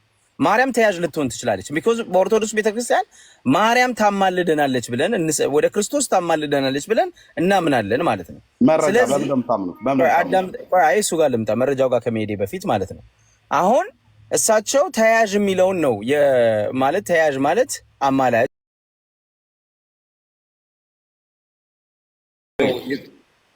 አቡነ ገብርኤል አማላጅ አይደለችም ብለው ነው የካዱት። አቡነ ገብርኤል ቤዛ አትባልም እኮ አሉ አይደለም እንዴ? ቤዛ አትባልም ሚንስ ታዲያ ምን ማለት ነው? ቤዛ ማለት እኮ ተረጎምክልኝ እኮ አንተ። ይኸውልህ ተያዥም ማርያምን ቤዛ የተኩሉ ዓለም ትላታለህ አይደል? የዓለም መዳኛ ነች ብለው ያምናሉ ሰው። አንተ የዓለም መዳኛ ነች ብለህ ነው የምታምነው? እኔ የዓለም መዳኛ ክርስቶስ ነው ብዬ ነው ማምነው፣ ግን ምክንያት ነች ብለው ያምናሉ። ኦርቶዶክስ ዓለም የሚድነው በማርያም ነው ይላሉ። አይልም ይላል። ኦርቶዶክስ የዳነው በክርስቶስ ነው የሚለው። ብራዘር አትልም። ኦርቶዶክስ እንደዛ አትልም እንዴ? እና ለምንድን ነው ኦርቶዶክስ ሆንኩኝ? እንደዛማ ባትልማ እኔ ኦርቶዶክስ አልሆንም። እንደሱ ብቻ አትልማ ሀብትሽ ይኸውልህ፣ እንደሱ ብቻ አትልም። በክርስቶስ ብቻ ነው የዳኑ ብላ አትልም። ብቻ አሁን እናንተ ብቻ ትላላችሁ። ይኸውልህ አሁን ብቻ የሚለው ምንድን ነው? እኔ ከክርስቶስ ውጭ አዳኛለ ብዬ አላምንም። በበኩል የዳነው በክርስቶስ ነው በደሙ ነው ብዬ ነው ማምነው። ቤተክርስቲያንም ደግሞ ታምናለች ያንን ከዛም በላይ ታከብራለች። ክርስቶስ የዓለም መድኃኒት ነው አይደል? በደንብ ነው። ክርስቶስ የዓለም መድኃኒት ነው አይደል? የዓለም መድኃኒት ነው። ማርያምስ የዓለም መድኃኒት አይደለችም? የዓለም መድኃኒት ልትሆን አትችልም። ማርያም ይኸውልህ መሰለህ የአማላጅ ነች። ቤተክርስቲያኒቱ ናት ብላለች። አብትሽ አሁን ቤተክርስቲያን እንግዲህ አንዳንድ ነገሮች ስህተት ሊኖሩ ይችላሉ፣ መስተካከል አለባቸው። ሊኖር ይችላሉ አይደለም፣ ሊኖር ይችላሉ። ናት ብላ ተናገረች። አንድ መጽሐፍ ላይ፣ ሁለት መጽሐፍ ላይ፣ ሶስት መጽሐፍ ላይ አይደለም፣ ናት ብላ ተናገረች። ይሄ አሁን አንተ የምትለው ድርሳነ ምናምን እያልክ ልታወጣ ነው ማለት ነው አይደለም? ታምሩና ድርሳኑ በዕለት ዕለት የሚነበቡት እነሱ ናቸው። መጽሐፍ ቅዱስ እናንተ ቤት አይነበብም። መጽሐፍ ቅዱስ እኔ እንግዲህ አሁን እነዚህ ሁሉ አሁን በተለይ አስተማሪዎቹ በማታ ማታ ቸርች የሚሰብኩት ቁጭ ብለው ቤተ መጽሐፍ ቅዱስ አውጥተው እንጂ ድርሳን አውጥተው አይደለም። ለምን መጽሐፍ ቅዱስ እንዲሁም ናውዴይስ ድርሳን እንዲሁም አንተ ጋር ነው የሚሰማው። እውነት ለመናገር ከመጽሐፍ ቅዱስ ከቤተ ክርስቲያን ውጭ ማለት አንተ ቤት እንዲሁም ድርሳን በደንብ ይነገራል። ለምን እንደሚነገረው ድርሳኑ ምን ያህል የተሳሳተ መሆኑ ይነገራል። ግን በስመ አብ ወወልድ ወመንፈስ ቅዱስ አሐዱ አምላክ ብለው ጀምረው ጉባኤ ላይ የማታ ጉባኤ ላይ ሄደህ ከሆነ ማለት ነው በስመ አብ ወወልድ ወመንፈስ ቅዱስ ብለው ጀምረው ቀኑ 23 ከሆነ ስለማን ነው የሚነገረው? ስለማን የሚነገረው ሀብትሽ? ስለማን የሚነገረው? ዋና ሀሳቤን ላጠቃልል። ለምን ትሸሸዋለህ? አልጨረስኩም እኮ ነው። አልሸሸሁም። ልመልስልህ። ጠየከኝ። ጨርሳለህ ሀብትሽ፣ ጨርሳለህ። ልመልስ። በስመ አብ ወወልድ ወመንፈስ ቅዱስ አሐዱ አምላክ ብሎ መምህሩ ጀምሮ እንግዲህ በቤቱ ያደግኩትን ሰውዬ እኔን እዚሁ ጋር ልትሞግተኝ አትችልም። ኦኬ። በስመ አብ ወወልድ ወመንፈስ ቅዱስ አሐዱ አምላክ ብሎ ይጀምራል። አውደ ምሕረት ላይ መጽሐፍ ቅዱስ ከሆነ ክፍል ያነባል። የጻድቃን መታሰቢያ ለዘላለም ነው ብሎ ማለት ነው። ከዛ ቀጥሎ 23 ከሆነ ስለማን የሚናገረው መምህሩ? ይሄን ንገረኝ። 24 ከሆነ ስለማን የሚተርከው? ስለ ጊዮርጊስ ያወራል፣ ስለ ቅዱሳን ያወራል። እሱ ችግር የለም፣ አለቀ። ስለዚህ አዳምጠኝ። ማውራት እኮ የጻድቃን መታሰቢያ ጨርሻለሁ። አዳምጠኛ። ቆይ በጫጫታ ከምናደርገው ልስጥ፣ አንድ ደቂቃ ስጠኝ። ስለዚህ እናንተ ቤት በስመ አብ ወወልድ ወመንፈስ ቅዱስ አሐዱ አምላክ ተብሎ ተጀምሮ ወስብሐት ለእግዚአብሔርም ተብሎ አያልቅም። ወስብሐት ለእግዚአብሔር ወለወላዲቱ ድንግል ወለመስቀሉ ክቡር ተብሎ ይቋጫል። ግን በዛ መካከል ላይ በስመ አብ ወወልድ ወመንፈስ ቅዱስ አሐዱ አምላክ ብሎ ጀምሮ ስብከተ ወንጌሉ እስኪጨርስ ድረስ ጊዮርጊስ ከእናቱ ከእንትና ከአባቱ ከእንትና እንትን በሚባል ሀገር ተወለደ፣ 3 ጊዜ ሞተ፣ 7 ጊዜ ተፈጨ፣ ይድራስ ተራራ ላይ በተኑት። ከዛ ቅጠሉ ሁሉ ጊዮርጊስ ጊዮርጊስ አለ። የጊዮርጊስ ጸጉሩ የክርስቶስን ያህል ንጽህና አለው ይላል። ጊዮርጊስ 70 ሰዎች በጸሎቱ ሰዓት ለምኖ ጨረሰ ይላል።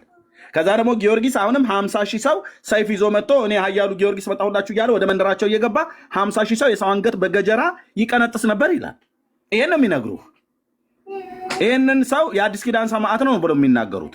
እኛ የአዲስ ኪዳን ሰማዕታትን መጽሐፍ ቅዱስ ላይ ስናነብ የምናውቀው እነ ቅዱስ እስጢፋኖስ ስለተቀበሉት ለወንጌል አደራና ስለ ጌታ ስለ ኢየሱስ ክርስቶስ ነፍሳቸውን እስከ ሞት ድረስ እስከ መስጠት ሐዋርያቱ ነቢያቱ በዚህ ነው ያለፉት ማለት ነው። ስለዚህ መጽሐፍ ቅዱስን ብቻ የሚሰበከው ብለህ ብትለኝ ሀብትሽ ያው በቃ ሀብትሽ አያውቅም። በቃ መጽሐፍ ቤተክርስቲያኒቱን የተወሰነን የሚያውቃት ኦርቶዶክሳዊ ነው የተወሰነን የሚያውቀው ነው ብዬ የምልህ እንጂ ንጹህ የሆነውን የእግዚአብሔርን ቃል ተሰብኮ አይታወቅም። ምክንያቱም ከወር እስከ ወር ፍጡራን አሉ። የወሩ የዕለቱ እየተባለ የሚባላቸው ማለት ነው። እሺ እኔ ምን መሰለህ፣ አሁን አንድ ቻሌንጅ ላድርግህ። አንተ አሁን በአንተ አመለካከት እናንተ ንጹህ መጽሐፍ ቅዱስ ትሰብካላችሁ። የእናንተ ሃይማኖት ትክክለኛ ነው፣ የእናንተ ሃይማኖት ቀጥተኛ ነው፣ የእናንተ ሃይማኖት እውነተኛ ነው ብለህ ታምናለህ አይደለ? አዎ። የእናንተ ሃይማኖት የሚሰበከው መጽሐፍ ቅዱስ ውስጥ ያለው በሙሉ ትክክል ነው፣ ምንም የሚጋጭ ነገር የለውም፣ ምንም ሐሰት የለውም፣ ምንም የተዛባ ነገር የለውም ብለህ ታስባለህ? ምንም በተመለከተ መዳንን በተመለከተ ኖ፣ እያንዳንዱ መጽሐፍ ቅዱስ ውስጥ ስህተት የለም ብለህ ታስባለህ አንተ? ያ መጽሐፍ ቅዱስ እናንተም ጭምር የምትቀበለው ለምሳሌ የአጻጻፍ ስህተት ወይስ የምን ስህተት? የመልእክት ስህተት። የመልእክት ስህተት ለምሳሌ ምን አይነት መልእክት?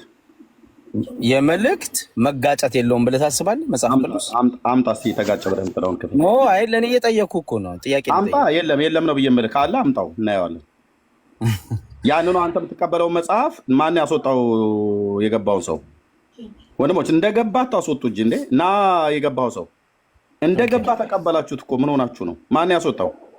ስለዚህ እኔ ቻሌንጅ ማድረግ ምን መሰለህ፣ የገባውን ሰው ማን ያስወጣው? እኔ ሚውት ነው ያደረኩት፣ አላስወጣሁትም። እሺ ና ግባ። አይ ቲንክ አገልጋይ ይመስለኛል። ከገባ ና ግባ። የቀድሞ ሰው ማነው? በቃሉ ነው ማነው ትባል? እሺ ኦኬ ሻፕትሽ። እሺ እኔ ቻሌንጅ ማደርግ ምን መሰለህ፣ አንተም ዳጊም እዚህ ቁጭ ብላችሁ እንደ 24/7 የኢትዮጵያ ኦርቶዶክስ ቤተክርስቲያንን ጉድፍ ስታወጡ ስለማይ፣ የእናንተን ሃይማኖት ቅዱስ አድርጋችሁ ስለማይ፣ እዚህም ያሉ ደግሞ ጴንጤዎች በኢትዮጵያ ኦርቶዶክስና የኢትዮጵያ ወንጌላዊ ታማኞች ወይንም ጴንጤ የምንላቸው ሰዎች በሙሉ ሁል ጊዜ አይምሯቸው ሁል ጊዜ እኛ ትክክል ነን ብለው ስለሚያስቡ እንዲማሩም ስለምፈልግ እናንተ ምንም አይነት የሞራል የበላይነት የላችሁም ብዬ በመረጃ ላሳምንህ። በጨዋነት መልክ አንተ አንብበህ የማታውቀውን ትውልዱ አንብቦት የማያውቀውን በእነዚህ 15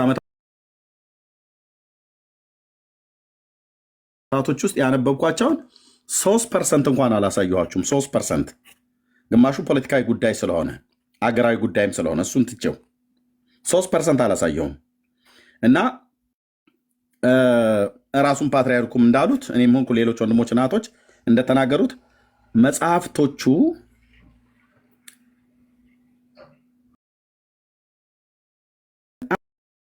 አንድ ምክንያት ነው ያለን፣ አንድ ምክንያት ነው ያለን። እሱም ወገኖቻችን ይህንን የእግዚአብሔርን ቃል ሳያነቡ እነዚህን መጽሐፍቶች እያነበቡ ብቻ የዘመናቸው ቁጥር አለቀ። ይህን የተባረከውን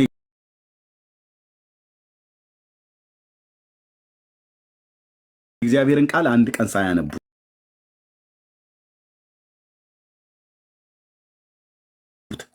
በቤተክርስቲያን በቅዳሴ ሰዓት ብቻ ይነበብላቸዋል። አንድ ቀን አንብበው ላታውቅ ትችላለህ። ካነበብከውም የተወሰነ ክፍል አንብበህ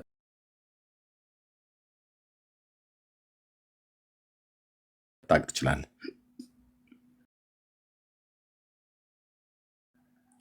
ሙሉን አንብቤ አልጨረስኩም። የተወሰነ ክፍል አንብቤያለሁ።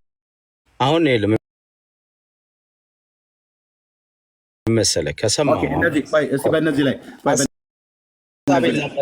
ሙሉ መልእክታቸው አይሰማም። አሁን እኛ አቡነ ጴጥሮስ የተናገሩት ሙሉ መልእክቱ ሳይሆን የተወሰነ ተቆርጠዋል። ዘበነ ስድቡ ተቆርጠዋል። ሙሉ ነው ምናመጣል። እናንተም ጋር ምን መሰለህ አንድ አትሊስት አቡነ ጴጥሮስን ሙሉ ንግግር አላመጣም። የተሳደቡት ግን ምንድነው ዋና እኛም በሚመለከት ፕሮቴስታንት እምነት የሞተ ነው ብሎ አሉ። በ4 ደቂቃ ውስጥ ፖይንት ያለው ንግግር ተናግረው የ30 ሰከንድ ስድብ ስታወጣለት ስድብ ብቻ ነው ይመስሉ ወይንም ደግሞ ነቀፌታ ስታወጣ እኛ ሌላው አይመለከተንም። እኛም በሚመለከት የእኛን ስም አርዝጌ ተቀውቋይ ይሄ ምን ይሆናል መሰለ ይሄ ከመልእክቱ ሰዎችን ማሳሳት ግን ነቀፌታው አሁን እኛም መልእክቱ ለፕሮቴስታንት ብለው ሙሉ በሙሉ ስለ ፕሮቴስታንት አይደለም የተጠየቁት። ኢንተርቪው በተደረጉበት ቦታ ላይ የኔን ሀሳብ እኮ አሰማኸኝ እኮ በጨዋነት አዳመጥኩኝና እኔ ደግሞ ልመልስ ምን መሰለ አንድ ሰው መልእክቱ ሙሉ አሁን ከዛ ውስጥ ዘበነ እነዚህ ናቸው እንዲህ ናቸው ይላል። እሳቸው ማነው አንድ አባታችን ያሉት እሳቸው አብይን ነው የተናገሩት። አሰምቻለሁ። አቡነ ሉቃስ ዮናታን አክሊሉን ነው አብይን አለ። ዮናታን አክሊሉን ነው። ኦኬ ዮናታን አክሊሉን ነው የተናገሩት።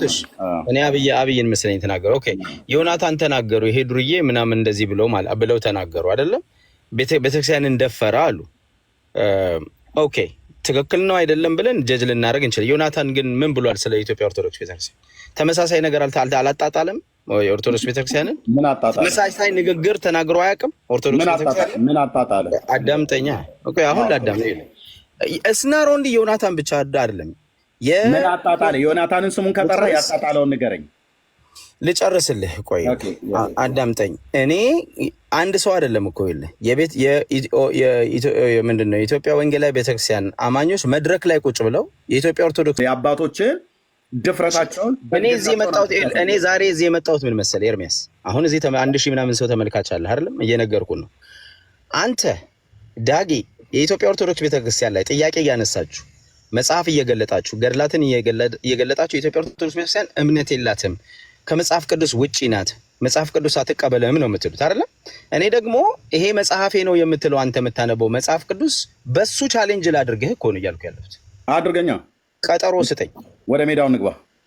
ዛሬ አይደለም ዳጊም ባለበት ነው። ቀጠሮ ስጠኝና ልሂድና በቀጠሮ ልምጣ። እየጠየኩ ነው። እንዳልክንም ጥራው፣ ዳጊንም ጥራው፣ አንተምና እኔ ቻሌንጅ ላድርጋችሁ። ደስ ይላናል። ሀብትሽ ይኸው ተቀብያለሁ። እሺ መቼ እንገናኝ? አንተ ንገረኝ ቀነ ቀጠሮ። ኤርሚ አንተን መድረኩ ያንተ ነው እኮ አንተ ደስ ባለ ሰዓት። እኔ ሙሉ ጊዜ አገልጋይ ስለሆንኩ በፈለከው ሰዓት ላይ ይሄ ሰዓት ይመቻል አይደል? ኦኬ ዛሬ ሐሙስ፣ አርብ ላይ ወይ ቅዳሜ ጠዋት ላይ ምን ይመስላል? ቅዳሜ ጠዋት አይቻልም እኔ ጋር እሑድ ነው። ኦኬ ቅዳሜ ጥያቄ ነበር። አንድ ጊዜ ካህኑ አንድ ጊዜ ቅዳሜ ጠዋት ስለ መቼ መሰለ? እኔ ሲያትል ነው የምኖረውና ካሊፎርኒያ ታይም ነው የኔ ታይም። ቅዳሜ ማለት በሰዓት በቀን እንለያያለን። አንተ አውስትራሊያ ነው የምትኖረው። ኦኬ በቀን ስለምንለያይ ስለዚህ ለእናንተ ቅዳሜ ለእኛ እሑድ ጠዋት ነው። ለእናንተ እሑድ ጠዋት ነው። ኦኬ እሑድ ጠዋት ይቻላል። ኦኬ እሱኛው ሳይሆን ካልሆነም ኔክስት ዊክ ሰኞ ማክሰኞ ትችላለህ። መቼ? ሰኞ ማክሰኞ ስንት ሰዓት? በዚህ ሰዓት ወይም ከዚህ በእናንተ ሰኞ በእኔ ሰኞ በዚህ ሰዓት ላይ ከዚህ ሰዓት ቀደም ብሎ ከዚህ ሰዓት 2 ሰዓት ቀደም ብሎ በእኔ 5 ፒኤም ከስራ የምወጣበት ሰዓት ነው። 5 ፒኤም ላይ ትችላለህ። 5 ፒኤም እስከዚህ እስካሁን 2 ሰዓት 3 ሰዓት ወይም 4 ሰዓት አንተም እንገናኝ። እንደውም ከዛም ቀደም ብሎ እንዳልክም እንዲኖሩ አድርገን ማለት ነው። ስለዚህ እኔ የምጠይቀህ ጥያቄ አለኝ በመጽሐፍ ቅዱስ ዙሪያ ነው እና በሃይማኖት አስተምሮት ዙሪያ እናንተ በምትሰጡት አስተምሮትና አንተንም ጭምር ነው የምጠይቀህ። ታውቃለህ፣ እኛ ብቻ አይደለም ጠይቀን በደምብ ሁለታችን እንድንጠያየቅ መጀመሪያ ምንድን ነው የምናደርገው? የምንጠያየቅበትን ርዕስ አውጣና አነሳላችኋለሁ። እናንተ የምጠይቁኝንም ወስድና ከዛ እዛው ላይ መልስ እናዘጋጃለን። ደስ ይለኛል። እንደዛ ነው። ስለዚህ እኔ ሰኞ በ5 ሰዓት እመጣለሁ አንተ ቤት። በቃ ኦኬ። እሺ፣ ቴንክ ዩ፣ አመሰግናለሁ። እሺ፣ ሰላም ሁኑ። እስከዚህ ምረጡ እንጂ ኤርሚ መወያያ ርዕስ በምን ነበረ? መምህር አዲስ እኔ አዲስ መምህር አይደለሁም ወንድሜ፣ እኔ አክቲቪስት ነኝ። ቢሆንም ግን እርስዎ በሰጡት አስተያየት ላይ ጥያቄ ኖሮኝ ነው። ኧረ ተው መምህር እንቁጫል ግን መምህር ማለት የሆነ ማኛ ሰጠልኝ። ኖ አይ አብቶሽ የዛኔ አንተም ሰው ይዘና አትቀልድ። ወይ ከነ ልደተ ወይ ከነ ኡስታዝ የተወሰነ ሰው ይዘና የዛን ቀን ማለት ነው። ይመጣሉ እኮ እኛ ስንወያይ አይተው ይመጣሉ። ችግር የለውም። እኛ ስንወያይ ሌሎቹን ይዞ መምጣት ይችላል። ልደታ ይቅርታ ካልጠየቀ እዚህ ቤት አይገባም። ማን ነው ልደታ? አይ እሱ ያውቀው አላውቀውም። እኔ መምህር ዋሽቶ ውሸት ስላለ እሱን አደባባይ ይቅርታ ካልጠየቀ ከኔ ጋር ለመነጋገር ሲናፍቀው ይቀራል። ሌሎቹን ግን ከፈለክ ይዘህ ነው። ኦኬ፣ ችግር የለውም። እሺ፣ አመሰግናለሁ ሁላችሁም። ግን እኔ ምን መሰለህ አሁን እናንተን አንዳችሁንም ሐሰተኛ ለማድረግ ምናምን ሳይሆን አንድ የኢትዮጵያ ኦርቶዶክስ ምዕመናንና የጴንጤ ወንጌላዊ ታማኞች እንዲማሩ የምፈልገው ነገር ስላለን፣ ስለዚህ ወይ እናንተ ታስተምራላችሁ፣ የእናንተ ትምህርት ተቀባይነት ይኖራል፣ ወይም ደግሞ እኔ የምለው ነገር ሚዛናዊ ሆኖ ወይንም ሎጂካል ሆኖ ሰው የተሻለ መረዳት ይዞ ይሄዳል። ስለዚህ በዛ መንገድ እንሄዳለን። አመሰግናለሁ ሁላችሁ። በተለይ ከምንም በላይ ነገረ ድህነትን ከመዳን አኳያ እሱ ነው ለሰው ልጆች የሚጠቅም። በእሱ አቅጣጫ ላይ ጥያቄ ይዘናል።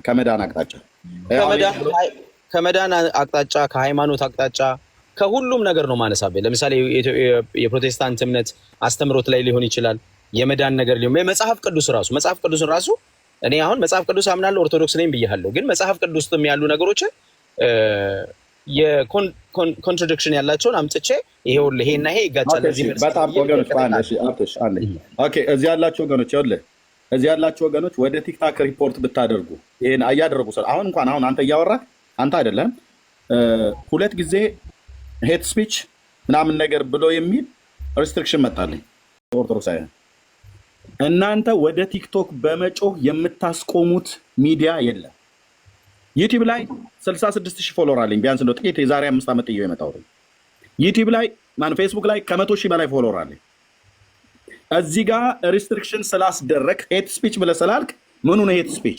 የቱ ነው የጥላቻ ንግግር? የሀሳብ ነፃነት ማክበር አለባቸው ኦርቶዶክሶች እኮ ናቸው። ኤርሚያስ እኔ ይኸውላችሁ ኤርሚያስ ሲኖር እኮ የእናንተንም ድክመት ሲናገር እንዲታረም እንዲጠነክር የጎደለው እንዲሞላ ይጠቅማል። ስለዚህ አንዳንዴ ምን ይባላል ምቀኛ አታሳጣኝ ይባላል። ምቀኛ የሚለው በአሉታዊ ሳይሆን ማለት ተገዳዳሪ አታሳጣኝ ነው። እና እንደውም ሚዲያዎች ሲኖሩ ጥሩ ነው፣ እንደነ ኤርሚያስ አይነት ሰዎች ሲኖሩ ጥሩ ነው። እና ሚዲያ በማፈን ሳይሆን ሀሳብ በሀሳብ ፍጭት የተሻለ ሀሳብ በማቅረብ ነው የሚሆነው። እኔ በማፈን አላምንም፣ በፖለቲካውም እንደዛ ነው ማምነው። እና ሰው የተሻለ ሀሳብ ያቀርባል፣ ገዢ የሆነ ሀሳብ ያቀርባል። የተሻለ እውቀት ያለው ሰው ተደማጭነት እንዲያገኝ ነው ማድረግ ያለብን እንጂ በማፈን በማጥላላት በስድብ ምናምን መሆን የለበትም። እና ሪፖርት አታድርጉ፣ ሪፖርት ምንም አይጠቅምም። እና ሌሎቹ ደግሞ አግዙት፣ ኤርሚያስን በደንብ እንትን አድርጉለት። እኔም ትንሽ እንትን ልበልል። የታለች የቲክታክ ምልክቷ? ያ ቴንኪው አብትሽ፣ በጣም ነው የማመሰግነው። እንግዲህ ለወገኖችም ያደርጋሉ። ግን አንድ ነገር የምነግራችሁ ትናንትና 3 ጊዜ ላይቭ ላይ ያለው ማለት ነው ሄት ስፒች ትላለህ እንዴ? የራስህን ጳጳስ ቪዲዮ አምጥቼ መጽሐፍ ከፍቼ ገጽ ከምዕራፍ ግዕዝ ከአማርኛ እነም ማስነበቡ ካሜራ ከፍቼ ቪዲዮ የተነገረ እነዚህ ተናገሩ እውነቱን ብዬ አንዲት ውሸት አላወራም። አንዲት ያለ መረጃ አይነገርም እዚህ ቤት። አንዲት አልኳችሁ፣ አንዲት ምድረ ፈሪ ሁሉ ተደብቃ ሪፖርት አደርጋለሁ። ገብተህ እውቀትን በእውቀት ሞግት፣ እውቀትን በእውቀት ሞግቱ። ትክክል ነው። እንደዛ ነው መሆን ያለበት። እኔ ኤክስቼንጅ የሚል ጊፍት ልሰጥ ስል ካርዴን አልከተትኩም። ሰው የሚሰጠኝ ራሱ ኤክስቼንጅ ማድረግ አልቻልኩም። ምንም ከቲክታክ ላይ የሚሰጠኝ 800 ብር ነው 900 ብር አለ ብሎኛል። ግን አንድ ቀንም ብሩን አውጥቼው አላውቅም እና ኤክስቼንጅ ማድረግ አልቻልኩም። እና ቆይ ይቅርታ አስተካክዬ ሌላ ቀረጋል። ሌሎቻችሁ ግን አድርጉለት። አመሰግናለሁ ለነበረን ቆይታ። ቴንኪው። እሺ ወንድሜ። ኦኬ እሺ፣ እግዚአብሔር ይመስገን። ኦኬ እህትዬው፣ ኦኬ በመጽሐፍ ቅዱስ እውቀት እስከመጡ ድረስ ማንም ይምጣ፣ በቅንነት እናወራቸዋለን። እሺ ገብረ ማርያም፣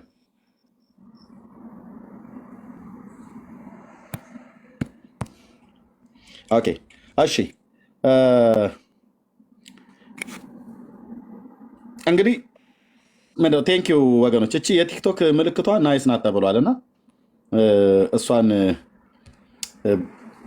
እያደረጋችሁ ስላላችሁ ጌታ እግዚአብሔር ዘመናችሁን ይባርክ። እሺ ተባረኩ።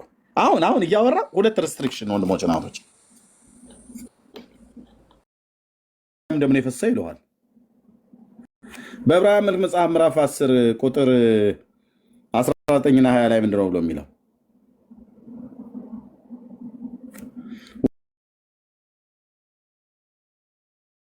ወንድሞች ሆይ እንግዲህ ወንድሞች ሆይ በመረቀልን በአዲስና በሕያው መንገድ ወደ ቅድስት በኢየሱስ በማርያም ደም አይልም፣ በኢየሱስ ደም። ደሙ የሱ ነው። የደሙ ባለቤት ኢየሱስ እንጂ ማርያም አይደለችም። አዎ የሰውን ተፈጥሯዊ ባህሪ ገንዘቡ ሲያደርግ ከድንግል እንደተወለደ እናምናለን። ምንም ጥርጥር የለም። እና ጥጋ ሲዘን እናስተምራለን ወንድምዬ። ጴንጤ ጋር እዚህ ችግር የለብንም። ትምህርተ ስጋዌ ችግር የለብንም። ትምህርተ ስላሴ ላይ ችግር የለብንም። እናንተ ስም ለማጥፋት ካልሆነ በስተቀር እናስተምራለን። ያው ሄደ እኮ አንድ አካል ሁለት ባህሪ፣ አንድ አካል አንድ ባህሪ ነው። የኛ አንድ አካል ሁለት ባህሪ ብለን የምናምነው እናንተ አንድ አካል አንድ ባህሪ ብለህ ትላለህ። ተርጉሞ ስትባል ግን ያለ መለዋወጥ፣ ያለ መጠፋፋት፣ ያለ መነጣጠል ትላለህ። ምን ማለት ነው እሱ ታዲያ? ከግሪክ ኦርቶዶክስ ጋር ተስማምተህ ስታበቃ ከካቶሊክና ከወንጌላውያን ጋር ሲሆን አይንህ ደም የሚለብስበት ምክንያት ነው የማይገባኝ።